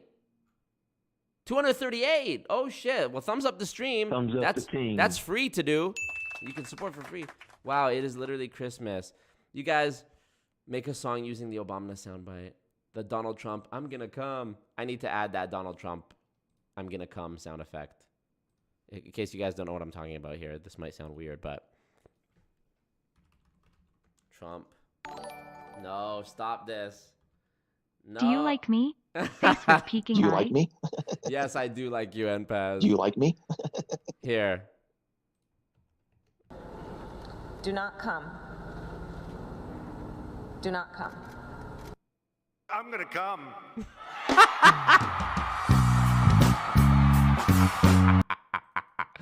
Oh, I don't know if that's real. The Obama I know is real. I don't know if that one's real. Wow, this is amazing, you guys. Thank you so much. Fuck. Members, welcome to all the new members. You guys are going to get to see the new multi-level misery first before non-members, I should say. Oh my God. Add an Owen Wilson. Wow. To the sound effect. Wow. Thank you, Amanda. Alejandra says she's from Texas. She can get me a hat. I'd love that. No, dude, this really means a lot because, I mean, to be honest, all this money is already gone. All this money is already gone because this trip is an expensive trip. I'm hiring a videographer when I'm down there so that I can do like a really beautiful, polished interview with Doug Brooks. Very excited about that. And, you know, this conference, I think, is going to be a big, it's for sure a big moment in my anti-MLM career. I think it's going to be important for the future of what I do with this. Wow, Brent. Sending another one because I fucked up the first one. I wanted to ask if you've ever talked to your old best friend since he tried to recruit you years ago. You know, shortly after I put out the first World Financial Group video, he did message me angrily on Facebook, which I was confused by because he wasn't even in the company anymore. And at that time, he was like, have you even heard of Ed Mylett? And I was like, do you hear yourself? Ed Mylett? Which brings me to, I'm going to show you guys this clip of Ed Mylett. Johnny says, no, don't stop. Ew. Yeah, confused AF says ew at Trump saying, I'm gonna come. I'm gonna come, frankly. Wow. Thank you for showing that. I've been watching that video every few weeks and it gets me every time. Yeah. Thank you, Silicon Valley. You're gonna need it. Traveling is stupid expensive. So true.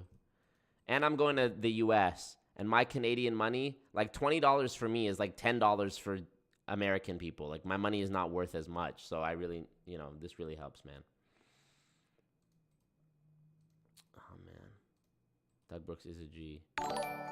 Ed Mylett's son is one of my good friends. Damn. From our team at Monat. We love you, Marco. Oh, yeah, I bet you do. You're hilarious. I gotta thank you guys here in the Streamlabs. Monat, Monet. Thank you. That was Jose. Thank you, Jose, for that. So sorry. I'm a bit older and just can't figure out Streamlabs. That's okay. I tried. Thank you, Anna Marie. Npaz, Monet, Mr. There's No Spoon, Laura B, Bam, Alejandra, that Canadian guy, the super chat, all you guys. Oh my God. Brant, Traveling Lunatic, Kabandi Man. Oh my goodness, you guys, you're gonna make me cry. Primerica, who was that? Jose as well. Hilarious. Brittany, thank you, Brittany. Oh, man, Brittany. Twice tonight, Brittany. Thank you. Wow, man. Sonia, Alexandra and Alejandra. Oh, my God. Thank you, Alejandra. Dropping multiple times. Goodness gracious. Diana. Are y'all like Latina baddies sliding in my Streamlabs right now? If so, appreciate that. Wow. Oh my God, my cheeks hurt, man. Thank you so much, guys. My whole place, I know you can't see it. Maybe I can show you on this camera. The whole desk here is just like covered in, the whole setup here is just covered in fake money, and on the floor back there as well, and back here as well. So amazing. Thank you, man. Eve joining the members too. Eve. I love that gif. That gets me every time. The white clothes. The what's that movie? Midsummer, or Midsommar, as some people pronounce it. 20 equals 15. Canadian tokens to US hertz. Yes. Just end the stream after this bag drop. No, I can't. But this is such a great way, such a great send off, and you know, really early birthday gifts too, man. Wow. Appreciate it. I mean, we're even past 750. We might as well just hit 800 at this point. Am I right? We might as well just hit 800 at this point.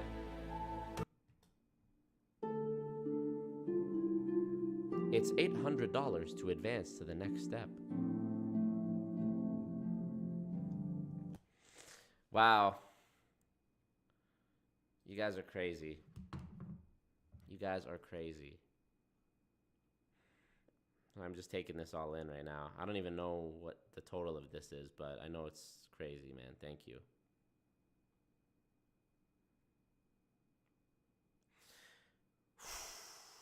Wow, man. Manifesting money, yeah. Stupid.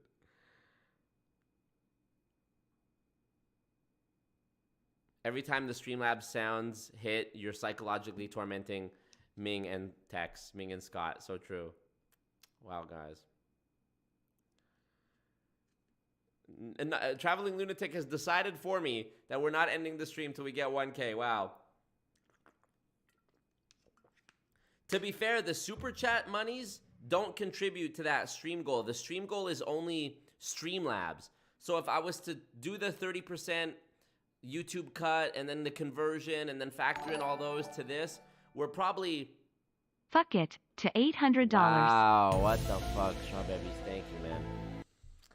I mean, we're probably past 800 already, for sure, right? If we factor in the super chats, and then not even to mention the value of the memberships, right? Lily K, yes, I'm Lily Key. I'm excited to drop that content when I come back too. That Doug Brooks interview is going to be fire. The speech from the conference is going to be fuego. How much do I need to donate to retire the gun sound? Oh, dude, really? Come on, $1,000. $1,000. The gun sound is it's a staple. It's on the first page of sound effects. I need the gun sound. Come on. Wow. We want a Julie Anderson length stream. Oh, like the episode. Well, how many hours does Julie stream? Julie Anderson, how many hours do you stream? Let me see. Critter, thank you. Just joined late, but please accept this for forgiveness. I forgive you, my child. Keep doing everything you are doing. Wow, thank you. Actually saved me from ruining my life from watching your WFG videos when they came out. Wow. I'm excited to see where's you go on after the conference, and I'll be joining the cult soon. Wow. Let's get it. Oh, Julie's last stream was 5 hours. Wow. I've definitely A little something from us at World Financial Group. We love you, Marco. Yeah, right. Yeah, right. Thank you, man. Wow, thank you, Critter. Oh my God, you guys, the 50 Let's cent. go. Not the 50 cent gif. 100. Wow, what the fuck?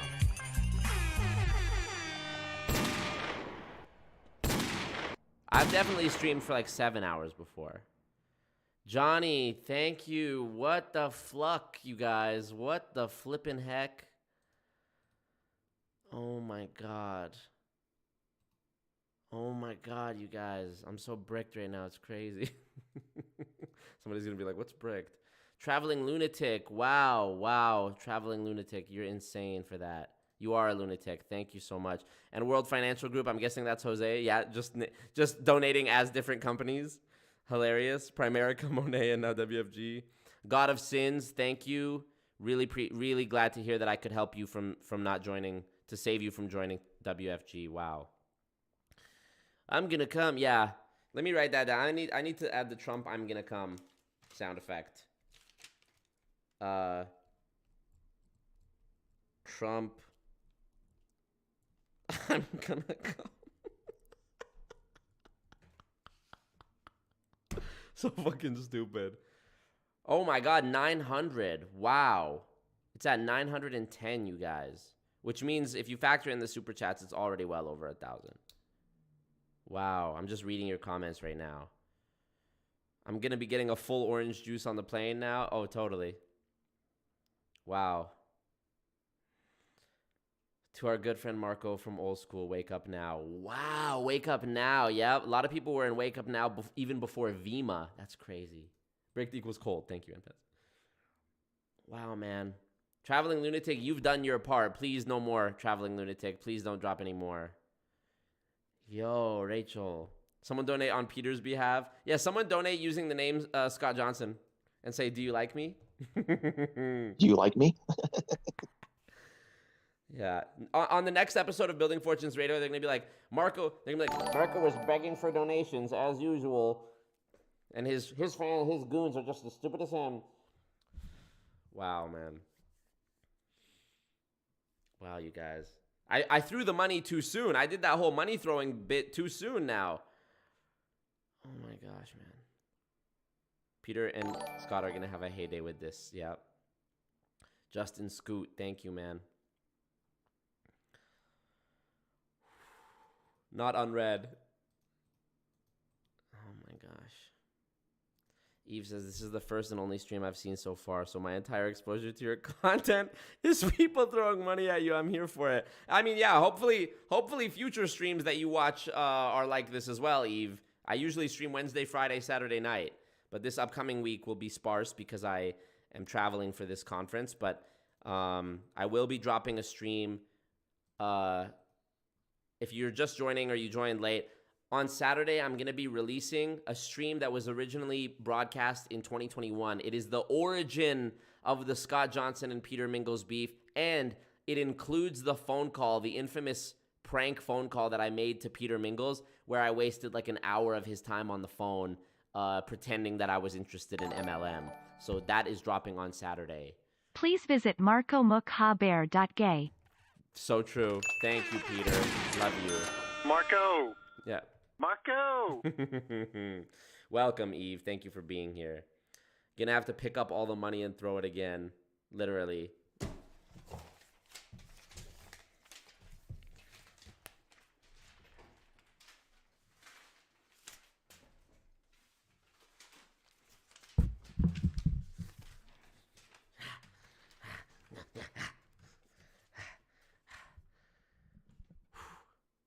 Thank you, Eve.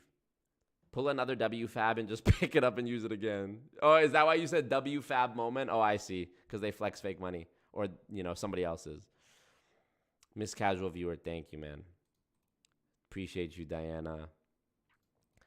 I cannot believe that was 2 years ago. Holy fuck. Same, Rachel. In April, it'll be 2 years. Wow. If this does genuinely hit 1,000, I will pick it all up and do it again, 100%. Scott wishes he was you so bad. He could have got a new sleep apnea machine with all this money. Fun coupons. Yeah. Peter could have fixed his glaucoma with this. I'd say this would be the one Scott and Peter wouldn't talk about. That's a great point, too. Danny Z still here at 4:43 a.m. Are you up early or up late? This is insane. Do I have a P.O. box? DM me on Instagram. I can give you a mailing address. Dance, Marco, dance. Eliza, I'm glad you got out of WFAB. Wow. I'm scared to like go on and continue watching this Eric Worre video because I feel like we're just going to get interrupted with bags. So what up, Boo Thing? Welcome. Congrats on being a member, even though you did nothing for it. I mean, everybody, it was just random, but still. Wow. You guys, this is so crazy. I can't believe this, you guys. And thumbs up the stream too, you know. Next stream, we'll go crazy with BFR content. All right, let's continue. Here we go. Let's try to continue. Thank you again, guys, for real. From the bottom of my heart, that means so much. I can't believe this. Thank you. Thank you. Broke mindset if they don't talk about this, yeah. All different kinds of things, and some say network marketing.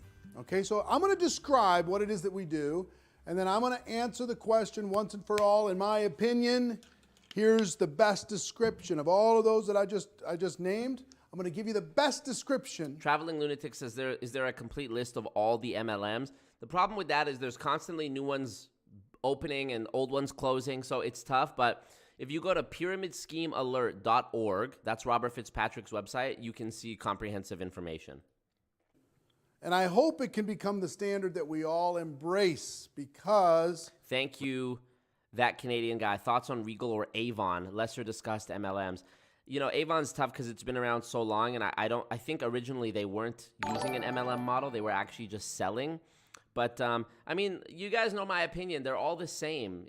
The best you can hope for is that one is less toxic than another. That's the best you can hope for. But I believe that the people at the tops of MLM companies are either sociopaths or psychopaths. You cannot be at the top of an MLM and witness the massive churn rates of most people leaving from 1 year to the next and seeing the internal numbers of how many people lose money each year. You cannot, in good faith, continue to be a part of that when you know what it's doing to people unless you lack empathy. And someone who has no empathy is a sociopath or a psychopath. Okay? I believe that the people who run MLM companies are sociopaths and psychopaths. This is a... Thank you for doing episodes on me on your previous live streams. From Team Jesse Lee. We love you, Marco. Thank you, baby. Thank you, Jesse. Hope your recovery is going well, Jesse. Wrong. The only thing that matters is tool scam. My bad. So true. Yeah, it's impossible. MLM is legal scamming. You have better chances of making money in an illegal Ponzi scheme than you do in MLM. And yet Ponzi schemes are illegal and MLM is legal. It's just lobbying. You know, it's just political lobbying by the DSA. Huge contributions. And it's prevalent. You know, Trump's Secretary of Education was Betsy DeVos. Where does she get that last name from? Her husband, whose father, Richard DeVos, was the founder of Amway. What does she know about education? She made all her money in Amway. What does she know? Nothing. Kamala Harris, even, her husband is a lawyer that defends MLM companies from litigation. Trump himself was a spokesperson for ACN for over a decade and had his own MLM, Trump University or whatever it was called. You know, Enron, a very infamous company that was essentially a Ponzi scheme as well. Why did it pass for so long? Because Kenneth Lay, their CEO, was friends with George W. Bush. So it's not a Republican issue or a Democrat issue. It's a bipartisan issue. They donate to both. You know, they pander and lobby both so that they can skate by. You know, think of Herbalife. Bill Ackman did this huge $50 million presentation explaining why they're an illegal pyramid scheme. They got a slap on the wrist. They were told to restructure their business. They paid a $200 million fine. By the way, $200 million to them, it's nothing. They'll pay that happily. And it's business as usual. So, you know, and even, what's her name? Edith Ramirez, who was the FTC chairperson at that time, in her public statement about Herbalife said, "We did not determine it not to be a pyramid scheme." Like, hello, what the fuck does that mean? So I don't even remember what the original question was at this point, but MLM is bad. He looks like Wilson Fisk. Yeah, he does look like the kingpin, doesn't he?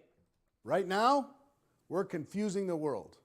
Right now, they are. I love that he said that, because they thrive on confusing the world. They want to confuse the world. They want you to be confused about what this scam is. They want you to think network marketing, direct selling, multi-level marketing, peer-to-peer marketing, affiliate marketing is all the same thing, and it's not. Let's see what he says. The only way to let somebody know what it is that we do is to name a company. What? Oh, you know, it's like one of this company. Oh, you know, it's like that company. Oh, people, oh, okay. I'm not interested because I know about that company. Wow, Anna Marie, so sorry to hear that. She says, my friend died from being convinced by Young Living to give up her meds. That's so terrible. Yeah, I mean, you've even seen it with Jessie Lee. It's tragically ironic that she has stage 4 colon cancer, because Jessie Lee has told people not to take medication because ketones and eating right and whatever can replace modern science. And it's sad that there's this pipeline of like MLM brainwashing to radical thinking and cult identification, QAnon, flat earth, whatever it is, Scientology, because it strips you of your critical thinking faculties, and you'll believe anything, you know, you'll believe anything. But I'm so sorry to hear that, Anna Marie. So we need to describe the channel of distribution that we represent, because there are different channels of distribution, right? There's retail, there's franchising, and there's what we do. Okay, Eric, I'm with you. You're correct. What you do is not retail or franchising. By the way, you guys, I have never put words on paper about this industry the way that I did with this speech that I'm giving at the conference. This speech that I'm giving at the conference, I believe, is Robert Fitzpatrick said it was beautiful, was the word he used. Beautiful. I have never spoken as eloquently about multi-level marketing as I will on March 13th when we do this conference. So please register for the conference, watch what I had to say, and if you don't, all good. I am going to be recording that segment and posting it as a video on this channel anyways. Please watch it. Please watch it. It is what I think is very important to hear.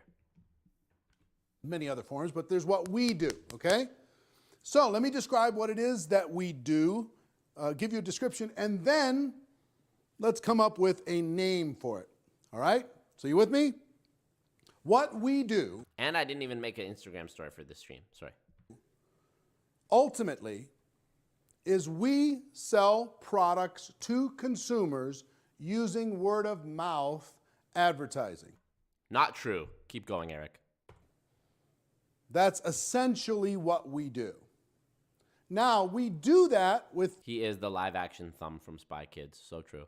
With three basic strategies. Strategy number one is personally, as distributors for a company, we personally go out there and we gather customers and we sell products and services to those people by sharing with them the value of those products and services. We educate them about the value of those products and services.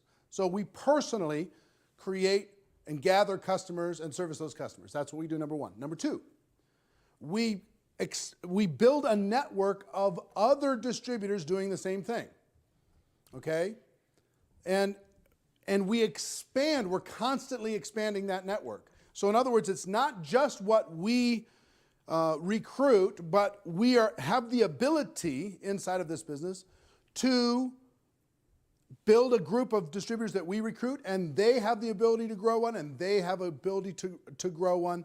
So we can have this ever-expanding network of distributors who are also selling products and services to consumers using word-of-mouth advertising.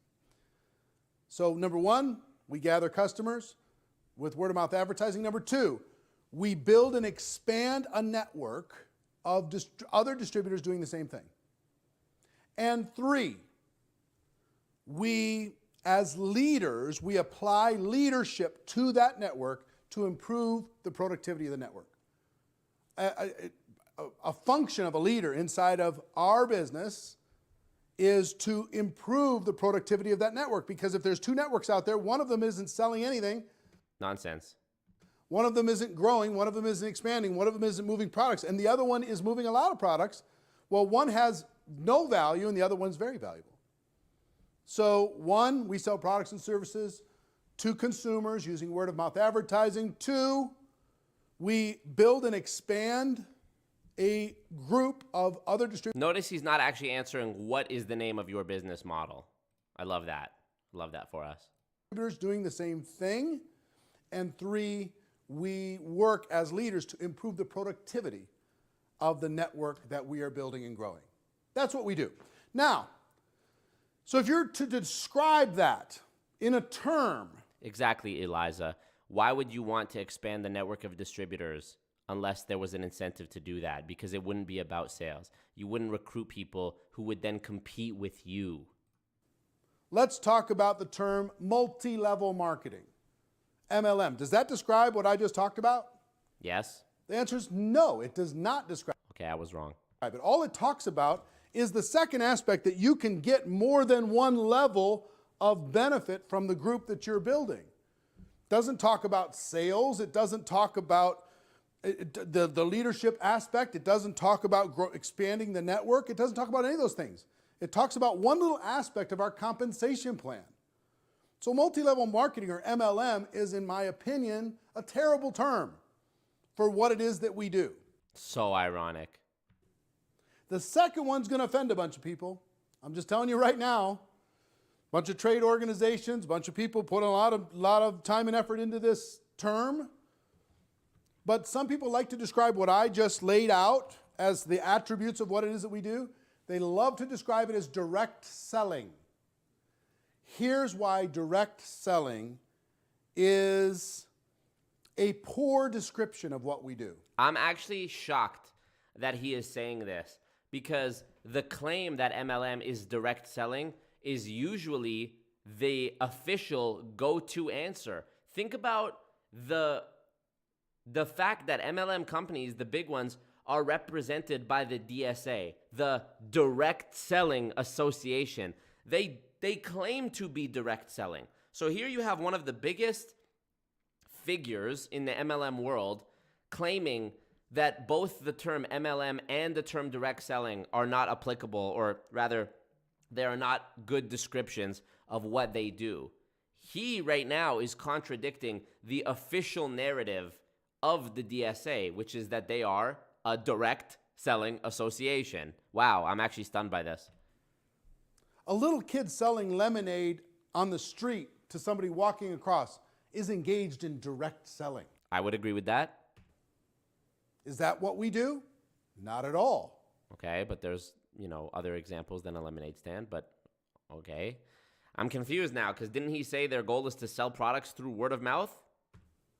A person selling their used automobile to somebody else is engaged in direct selling. Okay. Is that what we do?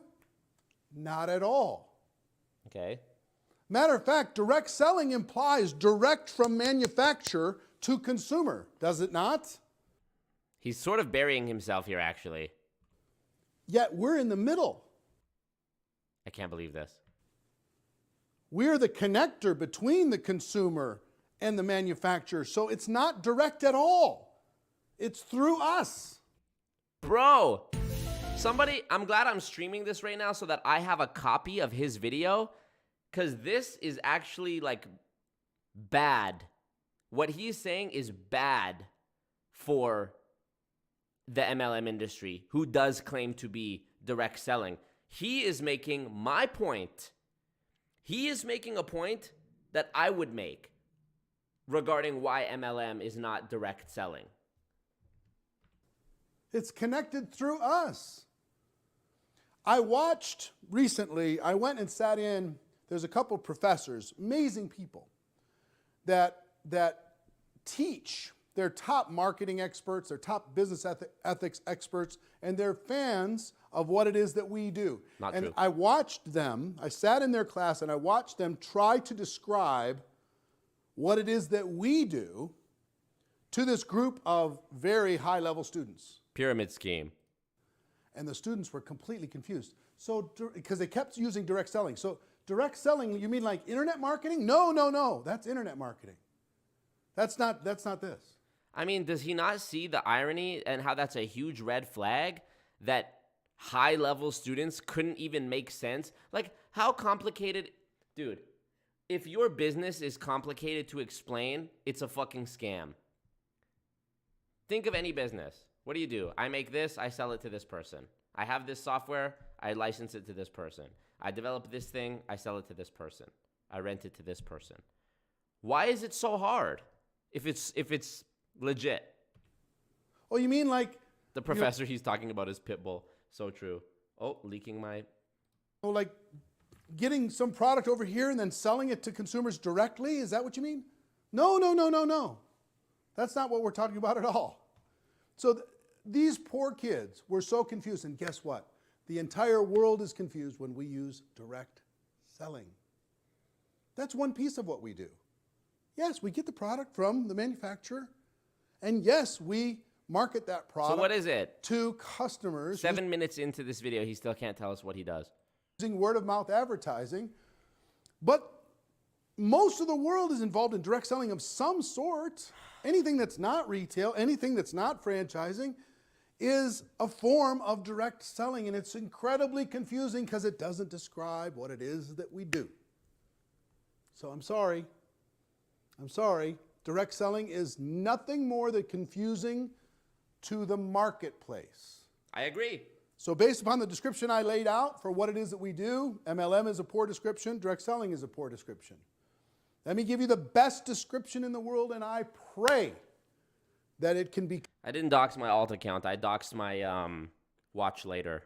Become the standard that we all embrace. That is network marketing. Wow. All this just to get to the fucking... another term that is equally bullshit.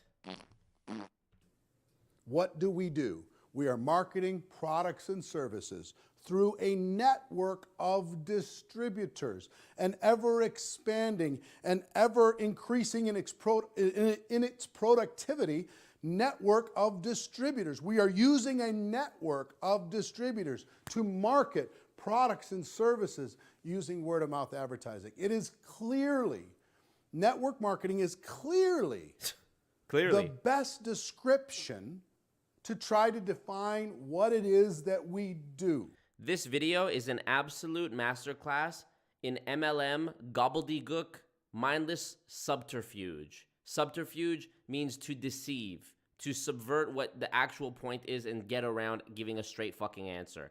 This is a masterclass in nonsense, mindless, doublespeak, gobbledygook, babble. That's all it is. Now, if we will all embrace this, then we won't have to say, when people say, so what do you do? We won't have to say, oh, you know, like this kind of company. Oh, you know, like that company. Oh, you know, like this $1 billion network marketing company or that $1 billion network marketing company. We won't have to use names of companies anymore in order to describe what we do. Thank you. It must be me. Great comment. This is like a cheater explaining to his girlfriend who caught him in bed and he's trying to gaslight the shit out of her. Exactly. It is just talking in circles, mindless. And you know what? So I was raised with parents who, I'm not a psychiatrist, psychologist, therapist, but I have the internet. I've read a lot about the red flags of narcissistic parents, and I've spent thousands on my own personal therapy to talk to my therapist, to a professionally licensed therapist at a private clinic about traits of narcissistic parents. In my opinion, my parents were narcissists growing up. My mom was a person, and mind you, I haven't talked to the woman in over 6 years. She was a person who, my mom was the type of person who, growing up, she did this to both me and my older brother. We would, and I don't mean to get personal, but this is just the example I can think of. Something would happen, or, there would be a fight between siblings or something like that, and my mom would accuse somebody. Usually she accused me because I was the one who, I liked to fight back. My older brother was pretty good at just like being like, all right, fuck it, and walking away.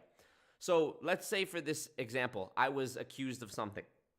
Pardon me. I was accused of something. If I didn't do it, reasonably, I would say I didn't do it.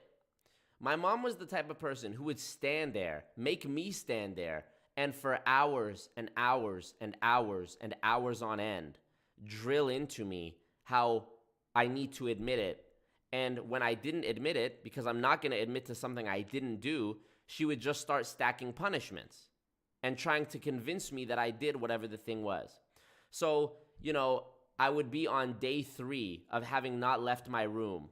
She would empty out my room, take all the toys and stuff out of my room, and I would just sit in my room on my bed, like solitary basically. And I was only allowed to leave my room to use the bathroom and eat. And when I came out to do either of those things, I wasn't allowed to talk to anybody. It was pure solitary. And this would continue on for as long as it took for me to break and admit that I did the thing that I didn't do. And when I finally admitted the thing that I didn't do, she would say, see, that's why you have a track record of being a bad kid, because not only do you do the bad thing, you lie about it and you make me do this until you get to the point of admitting it. And it was like, I would sit there as a child and be fucking gaslit to the point where my head was just spinning. Sunrise and sunset came and went, and I had just been arguing all day, pleading my case all day. And by the end of it, my head is spinning, and I've been going back and forth in circles for hours and hours and hours and hours until I would be sitting there 10 years old, 9 years old, 8 years old, whatever, thinking, you know what? Maybe I did do it. Did I? Am I lying? Was I making it up? Am I just being manipulative to my own parents? Am I lying about something that I did? Dude, it fucked me up so bad as a kid because you were told, and I mean, recently I was talking to my older sibling and they were telling me a story that confirmed that I'm not crazy. that I'm not misremembering this. And they told me, yeah, I have this memory of like not leaving my room for 3 days. I was like, yeah, thank you for saying that, because that happened to me many times. And I don't know, just these MLM people, and like the way Eric Worre is doing this whole thing right now is so reminiscent of that to me. Not like in a triggering way, because I've healed from that. You know, like I said, I've done therapy. I'm able to look at my experiences that happened to me as a child almost like it was a different person now. Like it wasn't even me. But of course it was me. And I just look at these MLM people speak, and it reminds me so much of how my parents, you know, something would happen with my dad too. I would tell my dad something, or like I would have a vivid traumatic memory of something that happened to me as a kid, and I tell my dad about it as a grown man. He says, that never happened to you. Just straight up, that never happened to you. Or you're misremembering. Or he'll deflect and give a whataboutism. Well, what about the time you did this? Or do you think you were an easy kid to raise? And these people are master manipulators. If you are able to take people's money, like Eric Worre, you take people's money, thousands of dollars for tickets to your motivational speaking events, mindless gobbledygook babble, okay? And you know these people are struggling. You're making that poor woman Dawn do things like pledge 25 grand to her ex-boyfriend unless she brings 400 people to the next event where you're going to make money. If you can actually fucking sleep at night and live with yourself, you are a psychopath. You don't need to be a psychologist to understand what having no empathy means. Eric Worre, in my opinion, is either a sociopath or a psychopath. You know, they don't call it that. They don't diagnose people as sociopaths or psychopaths. They say it's antisocial personality disorder. But if I Google psychopath, National Institute of Health says psychopathy is a neuropsychiatric disorder marked by deficient emotional responses, lack of empathy, and poor behavioral controls, commonly resulting in persistent antisocial deviance and criminal behavior. Sound familiar? Now let's look up sociopath. Antisocial personality disorder, sometimes called sociopathy, is a mental health condition in which a person consistently shows no regard for right and wrong and ignores the rights and feelings of others. So I know it might sound like I'm being hyperbolic or exaggerative when I use these words like psychopath and sociopath, but these are accurate descriptions of what we are witnessing. And I'm sorry, I don't even remember whose comment it was that set me off on talking about this. Like, it must be me is the name of the user. It's like a cheater explaining to his girlfriend who caught him in bed and he's trying to gaslight the shit out of her. That feeling is like what the feeling I had with as a kid with my mom, and she's standing there like trying to confuse me and manipulate me into admitting to something I didn't do. So, yeah, it is.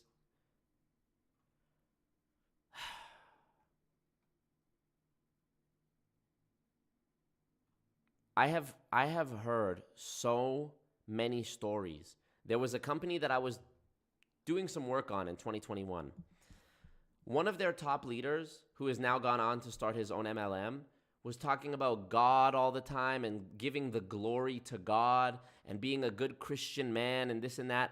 I have stories of young women who had left the company who told me, yeah, he called me on Instagram video when I was in the company and he was just laying there naked with his robe open on video, like calling me. And he's supposed to be my mentor. You know, he's you know, in the context of this pyramid scheme, he has like an authority, you know, power. What's the word? He has power. You know, there's a power dynamic here.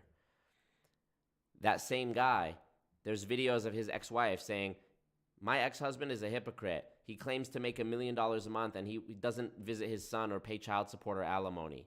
Another guy in the company, I found out in 2021 when I was covering him, a woman reached out to me and said, I used to be in the company when that guy came to the city I live in to do like an event, an MLM event.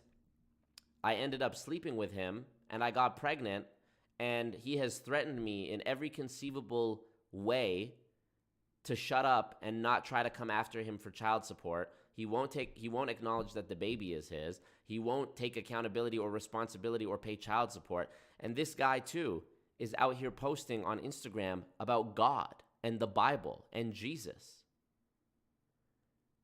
Recently, another woman reached out to me and said, my friend also had a baby by him, and he's doing the same thing.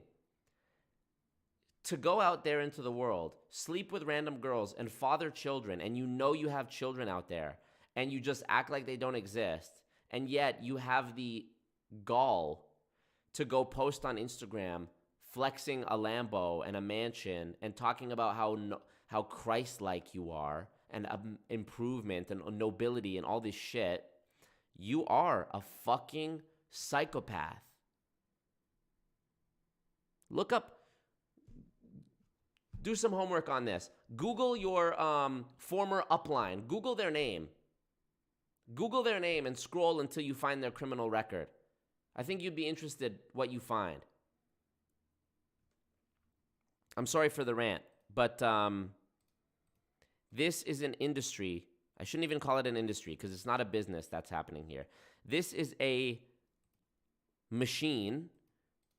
MLM is a machine that attracts and creates people with mental instability. It creates psychopaths and sociopaths. It actively motivates you to detach from your humanity and become a narcissist and become a psychopath and become a sociopath because you are trained to look at people as a number, as a commodity, as a sale, as a recruit. And you stop looking at people as fucking people.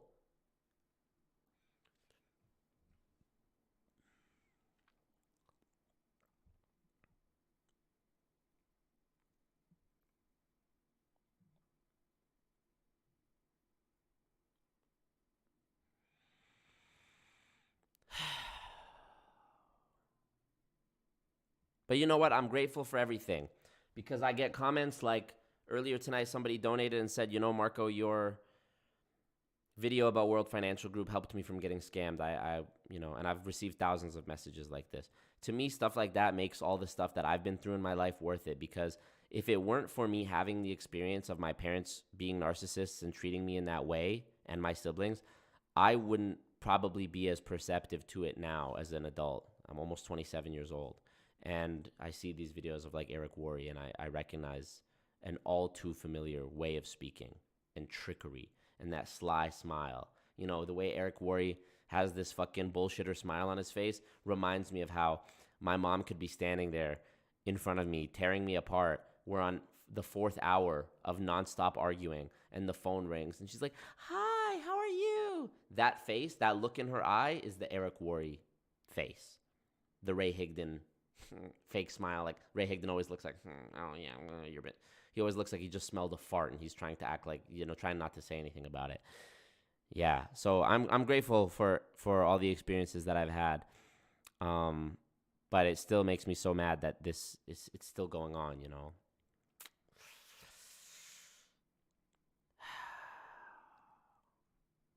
And Paz says the guy that scams Starbucks. So true, frankly.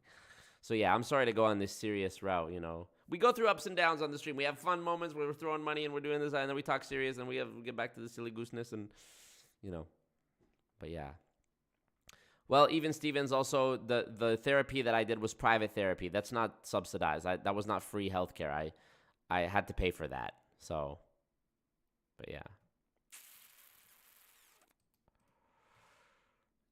Julie says, I understand why you have such insight as to what so many of us experience in the MLM industry. It's terrible you went through that.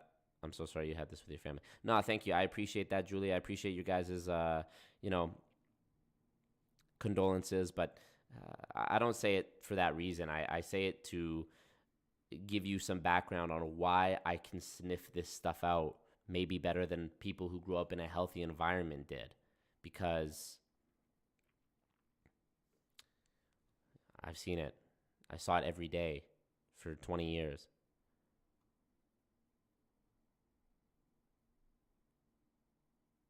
Eve says, my parents used to berate me for growing up for my back pain.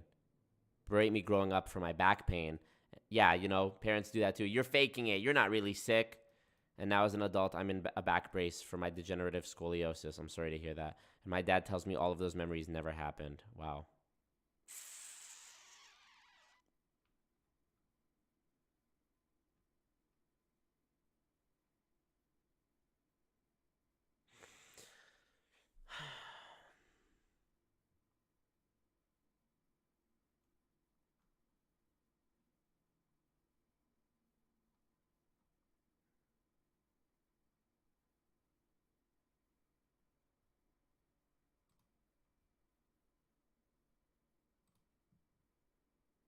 What up, Catherine? NPAS says, having a hard childhood makes you an expert people reader. Oh, for sure.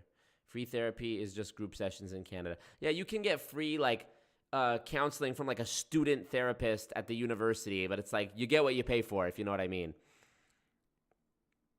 Oh, thank you, Miss Casual, for your offering to be my new mom. So weird. No, appreciate that. Yeah. Yeah, and I have this amazing cult now. This is a positive cult. This is a cult of love, you know. Yeah. Appreciate it. Okay, let's try to finish this Eric Worre bullshit. Become like franchising. Not like franchise. It's not like franchising. Retail dollar network marketing company. We won't have to use names of companies anymore in order to describe what we do. Thank you, Johnny. It'll become like franchising. You'll have retail, you'll have franchising, you'll have network marketing as a distribution channel. Now, and I'm going to give one more thing that I think is going to offend some people. There are some inside of the network marketing community that run away from defining us as what we are. A scam. No, we're not one of those network marketing companies. Pyramid scheme. We're a direct selling company. Like, they're hiding from the fact. It's very actually hugely bold of Eric Worre to say and openly criticize people who call MLM direct selling, because that is the entire excuse that the whole house of cards is built on, that they are direct selling. Eric knows firsthand that the biggest MLM companies in the world are represented by the Direct Selling Association. That's what they're called. I don't know what his MO is here with this, but it's bizarre to me. Fact of what we are. We need to be proud of what we provide. Is there black eyes from now and then with people with irresponsible claims on the product, people with irresponsible claims on the opportunity, people who misrepresent what it is that we do and say it's super easy when it's not necessarily easy? It's challenging, it's entrepreneurial, but you know, it's real entrepreneurial work. No, it's not. But instead of embracing the fact that they're network marketing, they try and just hide it. No, we're like this. And they just try to describe it under these more confusing rules. And they at the same time, they kind of say, no, we're not like one of those network marketing companies. When of course they're a network marketing company. The sooner the entire profession, the entire industry, all the companies represented say, yes, I'm a network marketing company. Yes, I'm proud of it. Yes, for the average person with entrepreneurial dreams, it's a better way. Yes, this is what we are. The faster that happens, the faster our entire profession gets standardized around the world, the faster we stop attacking each other and trying to differentiate between each other as far as what we are. And we just bring products and services. We're proud of the fact that we use it through word-of-mouth advertising. We're selling quality products and services to consumers using word-of-mouth advertising. We are building and expanding a network of distributors who are doing the same thing, and we are increasing through our leadership the productivity of that network. Fuck you. So I hope that helped. I know Fuck it's going to be you, controversial, but if you know somebody that needs to see this, go ahead, share this with them. Let them take a look at it. Maybe share it with your company. Maybe share it with the people who are working inside of your organization that maybe aren't just as proud of network marketing as they need to be. Do we need to get better? Yes. Do we need to improve? Yes. Network marketing isn't perfect, but it is better for the average person with entrepreneurial dreams. Let's put our shoulders back, let's put our chins up, and let's go tell the world. What chin? What chin? Have an amazing day. I'll see you next time. Take care. Bye-bye. Hey. My name is Eric Worre, and if you're involved in the network marketing profession, I want to invite you to come to the Network Marketing Pro YouTube channel. I'm already here. Eric Worre, fuck you. Make no mistake. Multi-level marketing is not network marketing. It is not direct selling. It is not affiliate marketing. It is not referral marketing. It is not social selling. It is not peer-to-peer marketing. It is not any of these other terms that you want to use. It is a Ponzi scheme with extra steps. Okay? I'm not going to go into a full long explanation right now about defining it and pointing out the hypocrisy and the inconsistencies. All I can say is watch my segment at the Multi-Level Marketing Conference. It's called that, but it's an anti-MLM conference. Watch my speech at the conference. Watch my speech. I have, these streams, I riff off the top of my head, and I'm not as concise as I'd like to be most of the time. I have a written, prepared speech that I will be giving at this conference where I promise you I am going to say some things that you'll probably go, oh, you know what? I never considered that, or I never looked at this that way. And you know what? The shame is 15 minutes isn't even enough for me to go into the things that I want to explain. It would be, I was talking to Robert the other day. We were texting back and forth, Robert Fitzpatrick, and I found myself in one of those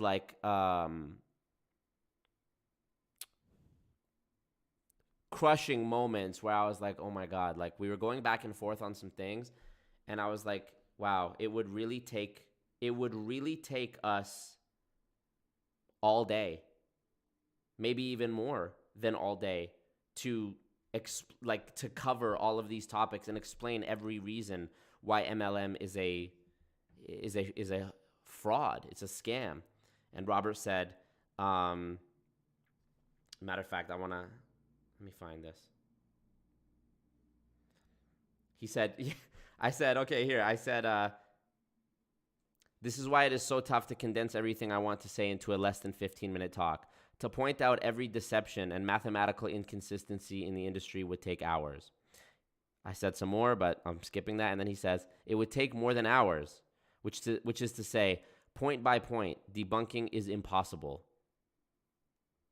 He doubled down on what I said about it taking hours. He said it would be impossible. It's infinite. It's infinite. At every turn, there is deception. It is insane. It's insanity. And we are dealing with real supervillains, psychopaths, sociopaths. Michelle, what up? It took him a whole book. Not only did it take him a whole book, he has another book coming out, which is specifically addressing the direct selling argument. So Ponzinomics is the main book. You all need to read Ponzinomics. I should honestly do a giveaway for Ponzinomics with every video I drop because it's that important. It's also on Audible. Sign up for a free trial of Audible. Listen to the audiobook. He narrates it. So now he's releasing another accompanying book just to address one singular argument of the greater Ponzinomics book. Think about that. I myself could probably write a book just on the hypocrisy between the fact that Ponzi schemes are illegal and MLMs are legal, even though MLMs are a way worse scam. Way worse.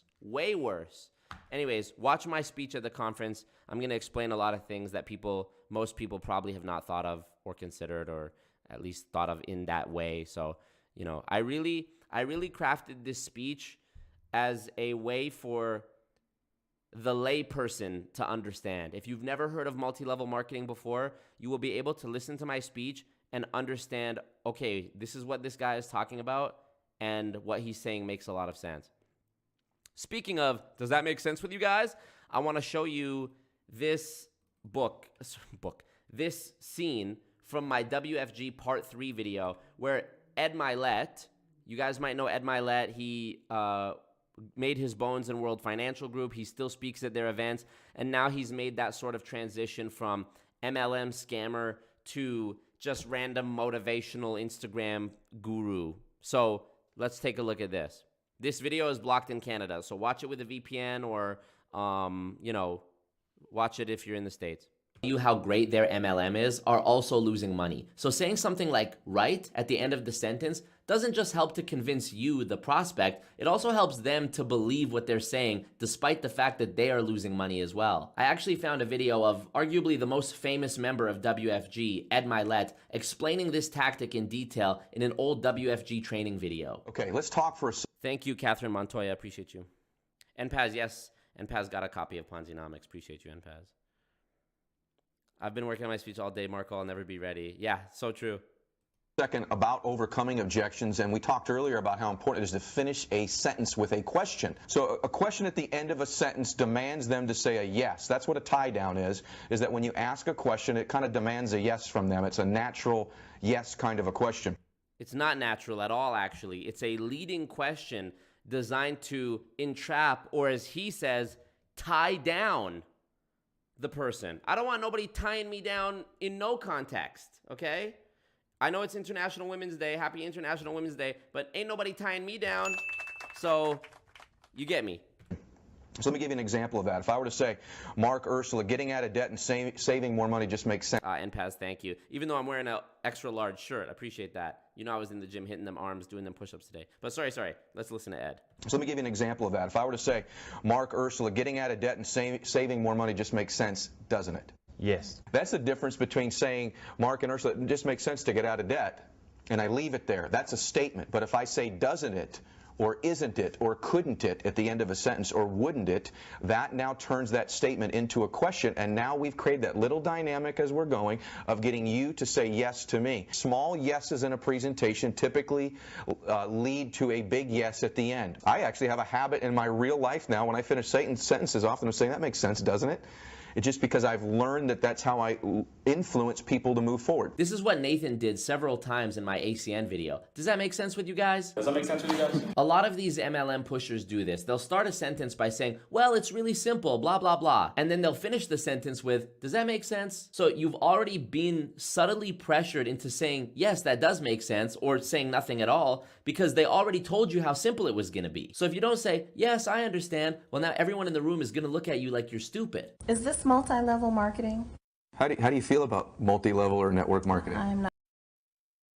So, as you see, he is proud of the fact that, as Michelle says, he is basically practicing neuro-linguistic programming on these people. This can be used positively or nefariously. In my opinion, Ed Mylett here is using it nefariously. He is, as he said, priming people to say yes to him.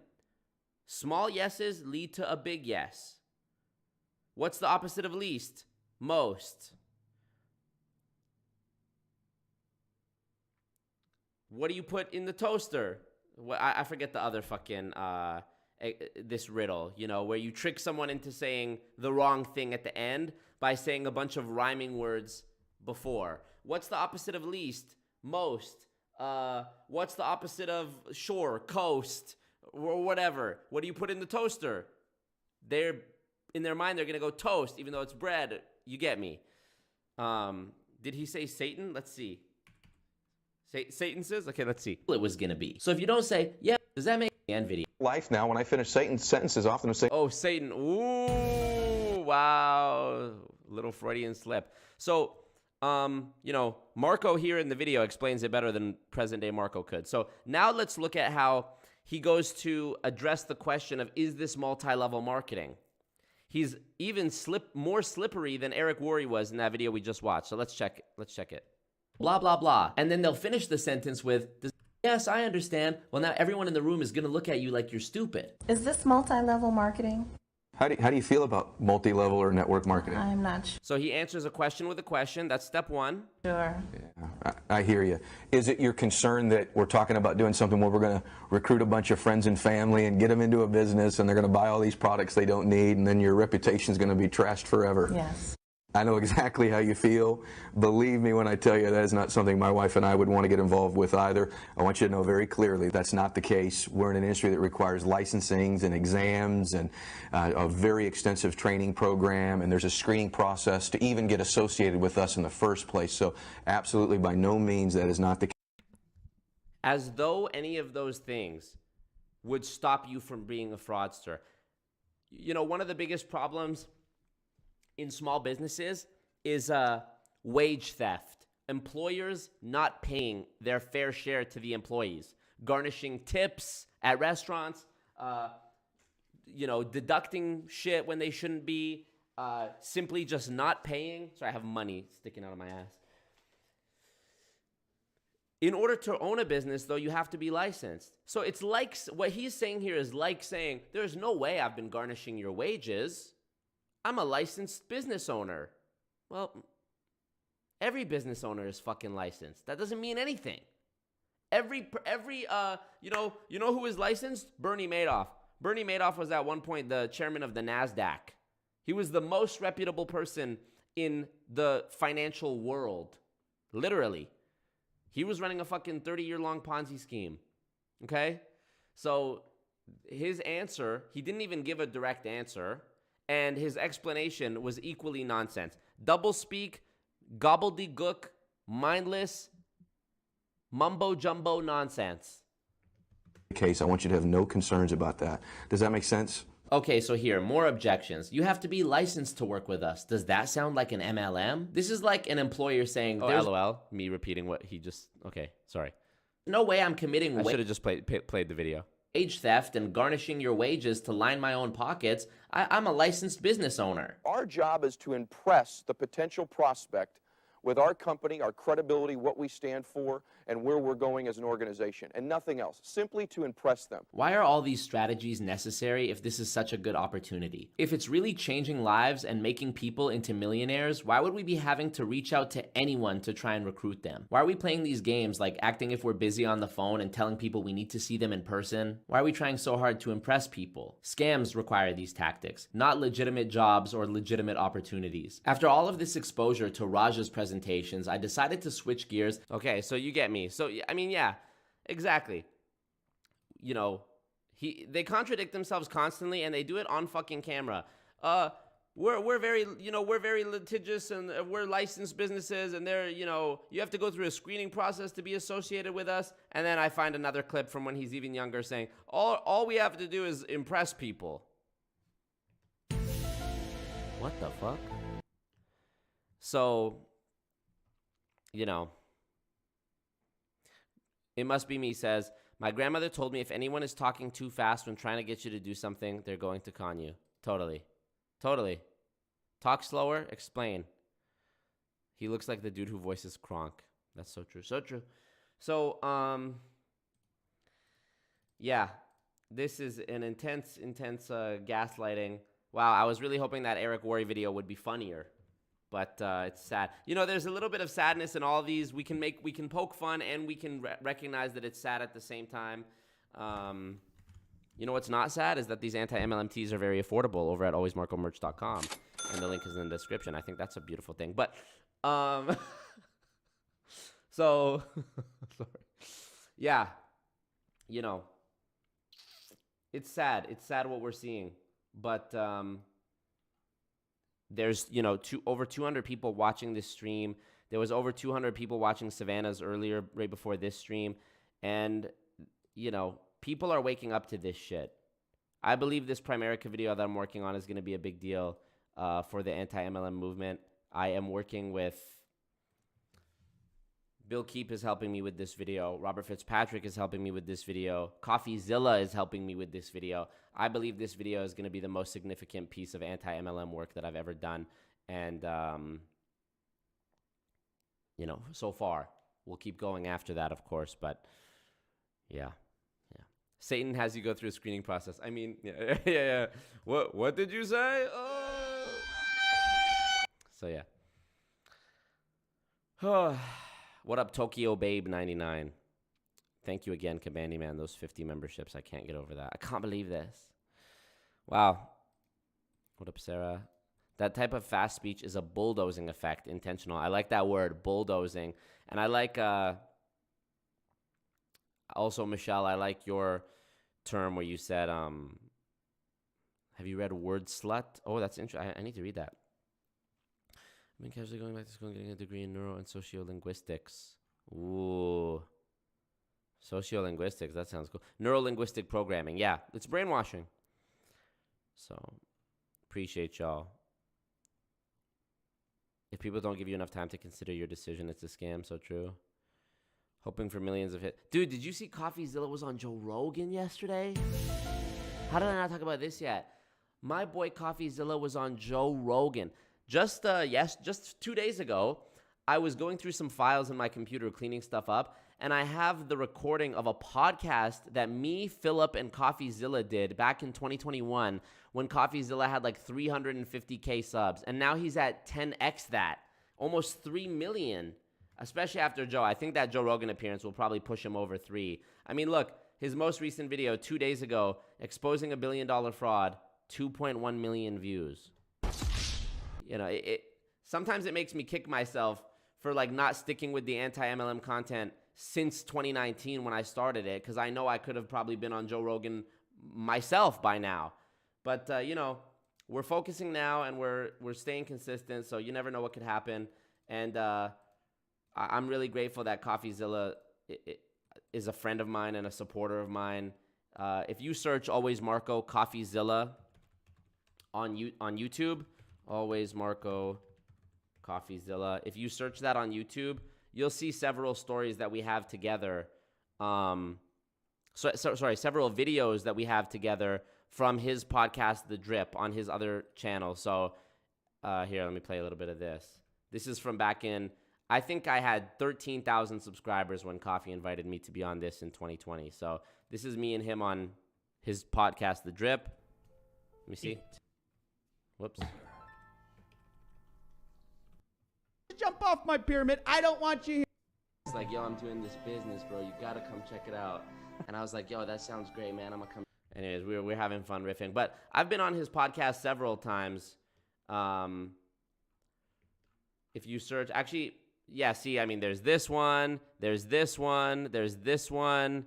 There's several videos taken from my appearance on CoffeeZilla's podcast that you can go watch me and CoffeeZilla having a chat. So, but again, hopefully we have a more full-fledged, actual solid collab in the future. I believe we will. He's been supporting me since I had 13K subs, and we were even talking the other day. So, yeah, man, I'm excited.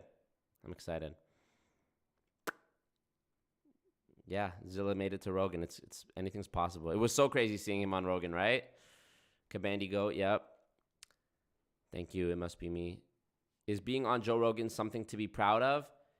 Whether you like Joe Rogan or not, it is something to be proud of, because Joe Rogan podcast is the most successful piece of episodic media in human history. Not The Simpsons, not Seinfeld, not Jeopardy, not Saturday Night Live, not Wheel of Fortune, not Friends. Joe Rogan podcast is the most successful piece of episodic media in history. To go on Joe Rogan, regardless of your views, is a boost to any person's career. And I am certainly not going to let any personal bias get in the way of being happy for my friend CoffeeZilla going on the biggest platform. If you think it is in some way a negative thing for CoffeeZilla, a guy who exposes scams, to go on the biggest platform in the world, bigger than Oprah, to talk about what he does, I think you would be remiss. I think that's a huge, oversight to suggest. Hey, everyone's entitled to their opinion. I think Joe Rogan is a greatly misunderstood person. I think people accuse Joe Rogan of having views that he doesn't even actually have. They just assume that because he had someone on his show that he asked questions to that he must agree with them. Joe Rogan has people who are right-wing, left-wing, conspiracy theorists, scientists, flat earth people. God did. Scientist people. Wow, thank you, Velvet. Wow, Velvet. No way, Velvet. Is that real? Getting it to almost the freaking end. And also interrupting me on my Joe Rogan rant. I'm appreciative of you doing that. Wow, Velvet, thank you. Wow, wrong button. Thank you, Velvet. And yes, that scared the shit out of me. Do you like me? That God did. Wow, Velvet. That's the biggest single dono. Oh, no. Wow, yeah, wow. Is that what? No, somebody dropped 100. But wow, Velvet, that's like up there, bro. Thank you so much. Wow. So, you know, respect to you, Eve. You know, I respect your opinion. Is it worth it, is your question? Is it worth it? Absolutely, it's worth it for CoffeeZilla to go on Joe Rogan. You don't think it's worth it? For the biggest scam exposer in the world? I want to see this hit $1,000. Wow. Man. Sorry, let me finish my thought first. It is worth it for the biggest scam exposer in the world to go on the biggest podcast in the world, because whether he goes on or not, Joe Rogan's going to keep doing what Joe Rogan does, whether you like what he does or not. So why not let CoffeeZilla go on it, you know? You see it. Appreciate you guys. Eve says, I as a trans woman wouldn't feel safe in the same room with him. So is the projection worth alienating your trans audience? Eve. Wow, Johnny. Good night, y'all, and safe travels, Marco. Thank you so much, Johnny. Eve, I respect that. I respect your opinion. Thankfully, you're not in a room with Joe Rogan right now, nor do I see any reason why you would ever be. So if you know, that's fair. If you feel that you wouldn't be safe in a room with Joe Rogan, I wouldn't purport to speak on behalf of any person, whether they were trans or not. I wouldn't try to guess whether somebody would be or wouldn't be comfortable in the room with him. I am simply speaking to the fact that it is a objectively good thing that CoffeeZilla was able to spread his work to a wider audience of people. That's what I'm talking about. I'd like to not delve into a whataboutism of, well, Joe Rogan also does this. I'd like to not discuss that. I would like to discuss the cultural relevance of someone doing what CoffeeZilla does, which widely did not have a light shone on it by mainstream media, and now he is on a platform as big as Joe Rogan. That's an amazing thing, and no one will ever change my mind of that. So yes, I'm gonna rock with that. And by the way, I have I'm not even gonna say. I don't need to qualify. I don't need to qualify myself, and I don't need to explain myself. But yes, it's a good thing. I think it's a good thing. Yeah, I like Joe Rogan. I like Joe Rogan. He had Bernie Sanders on. Yeah. Yep. Yeah. Yes. Look, I would go on Rogan. I would go on I don't care what their political affiliation is. I am promoting multi-level marketing awareness, anti-MLM.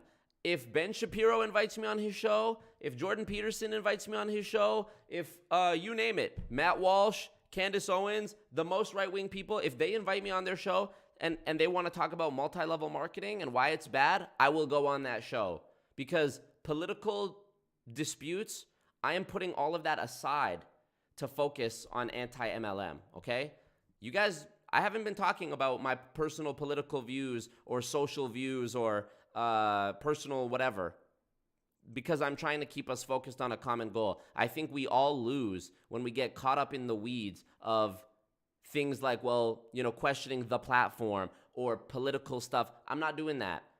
I'm not having arguments on this channel about politics and gender and social view. I'm just not. This is anti-MLM, okay? So again, respect everybody's opinion, but you see it. Marco, we have to do a goon meet and greet. That'd be amazing. And also, wow, you guys, the dono goal, hello? You guys are mad. Johnny going crazy today, carrying heavy weight on their shoulders. Thank you so much, Johnny. Living like Lalo. Double it and give it to the next person. So true. Wow, NPAZ. Round that up. Wow, there's a bunch. LDB is me. Thank you. Wow, just in a 3-minute span, we had Velvet with 50, LDB with 1381, NPAZ with 5, Johnny with 2762 again, Living Like Lalo 691. Amazing. Thank you guys. Wow. And what was the goal at when we started? 500? Fuck. Really? And I'm not even just saying this. This is not money that's going in my pocket so that I can go ball out and buy a PS5. This is money that's going towards my expenses. This money is already gone, okay? All of my dono goals for the past couple weeks leading up to this conference were conservative estimates. Not conservative politically, conservative in terms of price assessment. Conservative estimates of how much the shit would cost me. And so to exceed that goal really is truly helpful. Meek says, the freedom to watch or not watch a video, a beautiful thing. Totally. And yeah, you know what? I am doing a disservice to everybody in the anti-MLM community by allowing myself to get distracted from talking about my friend CoffeeZilla going on the biggest platform in the world and somehow being sidebarred into a conversation about gender. I'm not doing that. That's not good for anybody, in my opinion. So, watch it if you want to watch it, support it if you want to support it, or don't. I respect everybody's opinion, and I respect people living the way they want to live.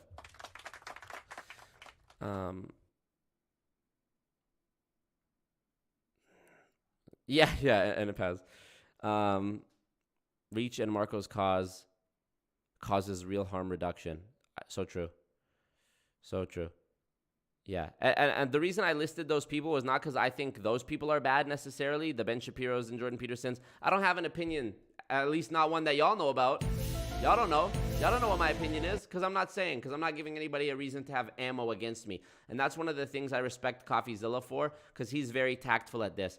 There's a couple moments in the Joe Rogan episode where Joe tries to bring up other social issues to CoffeeZilla, and CoffeeZilla very deliberately hopscotches over them and is like, yeah, these scammers, which I thought it was gangsta. I fuck with CoffeeZilla. I give it up to you for that. Christian, you can watch the MLM conference at mlmconf2023.com. The link is in my description. Thank you, Bam, for posting it as well. Yes. Yep.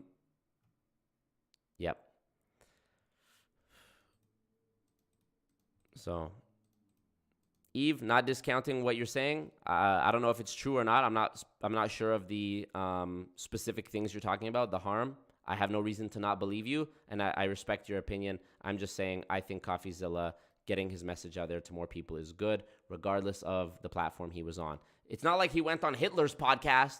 That might be a bit different, So, Sam says, curious, Marco, did you go to college and what did you do for a living prior to YouTube? Looking forward to hearing your speech. Thank you, Sam. I appreciate that. I went to college for 1 year. I went to Grant McEwen University for general elective studies. I did Greek mythology. I did philosophy 101. I did sociology. I did economics 101, marketing 101, some shit like that. But no, I didn't have a major. I didn't even want to be there. And before that, I was just working in restaurants, working at my dad's. I worked at a casino. I worked at my dad's restaurant. Actually, casino was after. Yeah, working for my dad at his businesses. That was it. So, yeah. Good time to end it, bud. Yeah, totally. So, appreciate you guys. Appreciate y'all. Join the Discord. I'm going to drop that stream on Saturday, the origin of the Scott Johnson-Peter Mingles beef. But in the meantime, the party is continuing 24/7 over on Discord. So, what time am I talking? Okay, yes, I can tell you. I'll post it in the Discord. I will post the schedule for the MLM conference in Discord so you don't miss anything. PHP next. Culo! Yeah, thank you. Love you guys. Appreciate you so much. Wow, this dono goal and the gifted memberships from Kabandyman and from the lunatic traveling lunatic. Yes, the 10 memberships from her. Wow, you guys really bodied me with the donos today. I'm humbled. I'm gonna go probably shed a tear after this. A thug tear, a single tear from the one side like this. Really appreciate it. Wish me luck. I'm going to the conference. I will keep you guys updated in Discord for all my members and patrons. I'll be posting a little something for you as well. And yeah, I'll see you guys when I see you. New stream clip, that old Scott Johnson, Peter Mingles beef stream will drop on Saturday. New Multi-Level Misery drops on Sunday on Patreon and for the members. Monday it comes out publicly. I got a couple community posts scheduled. And then by the time next Friday hits, I'll be back in the saddle and we'll pick it up business as usual. Primerica video on the way. Doug Brooks interview on the way. Conference speech video on the way. Lots, we're just getting started. So thank you guys so much. I love y'all. Appreciate you guys. Peace out. Marco. Billions and billions. Do you like me? See you guys then. Wish me luck. Love you guys, for real. Appreciate all the support. Join the Discord. Click that green checkmark icon emoji in the rules tab when it takes you there.